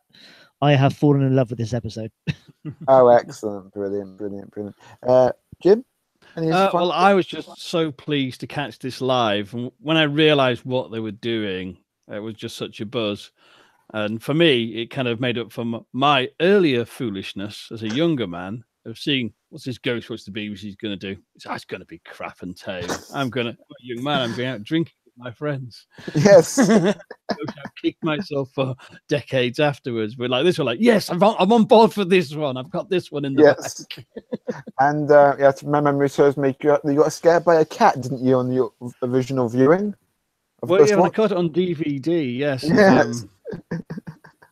At the moment where the cat noises kick off, Yeah. I moved to a new house which was old and creaky. I was watching it alone in the dark, and unbeknown to me, there was a cat that used to like to come into our yard and sit on the window, and it started howling along, and I had to turn it off because it was like, oh my god, it's leaking. The program's leaking. Yes. Surround sound. Yes. But thanks. Want to thank everyone. Sorry, going back to the cats just quickly. Sorry, because of that moment, I was watching it with a friend, and he just started going like this. Oh my god, this director made this, and we had to walk him home that night. This is a big guy. This is a big guy who's not scared of anything. And after watching Ghostwatch, the night we watched it, I had to walk him home in the dark by himself. Oh goodness. All because of those cats. So there you go. You're not the only one, mate. I feel good about that now. Mind you, I've told that story many times, so it's paid off over the years, that absolute terror. But again, I watched Ghostwatch years after it first came out on DVD. I knew it was all fake, but it was so masterfully done, it got under my skin just the same. Yeah, my friends who I showed it to on DVD, including that guy, they said, yeah, they knew obviously it wasn't real and everything else because they're watching it in retrospect. But it done so well that they were still taken in by it, and it's the same with Inside Number 9. Definitely, definitely. You watch it in retrospect, you still get an effect from it, even though you know it's all supposed to be like that. Indeed, but just want to thank everyone for listening and watching this evening. We've had loads of people in the chat, which I do love. We'll be back next month talking about the Urban Gothic episode Vampology, which is the second episode of the first series.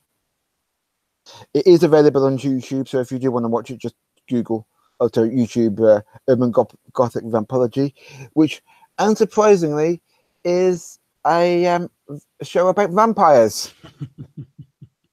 Oh, really? Yes. Just for you, Jason. Who would have guessed?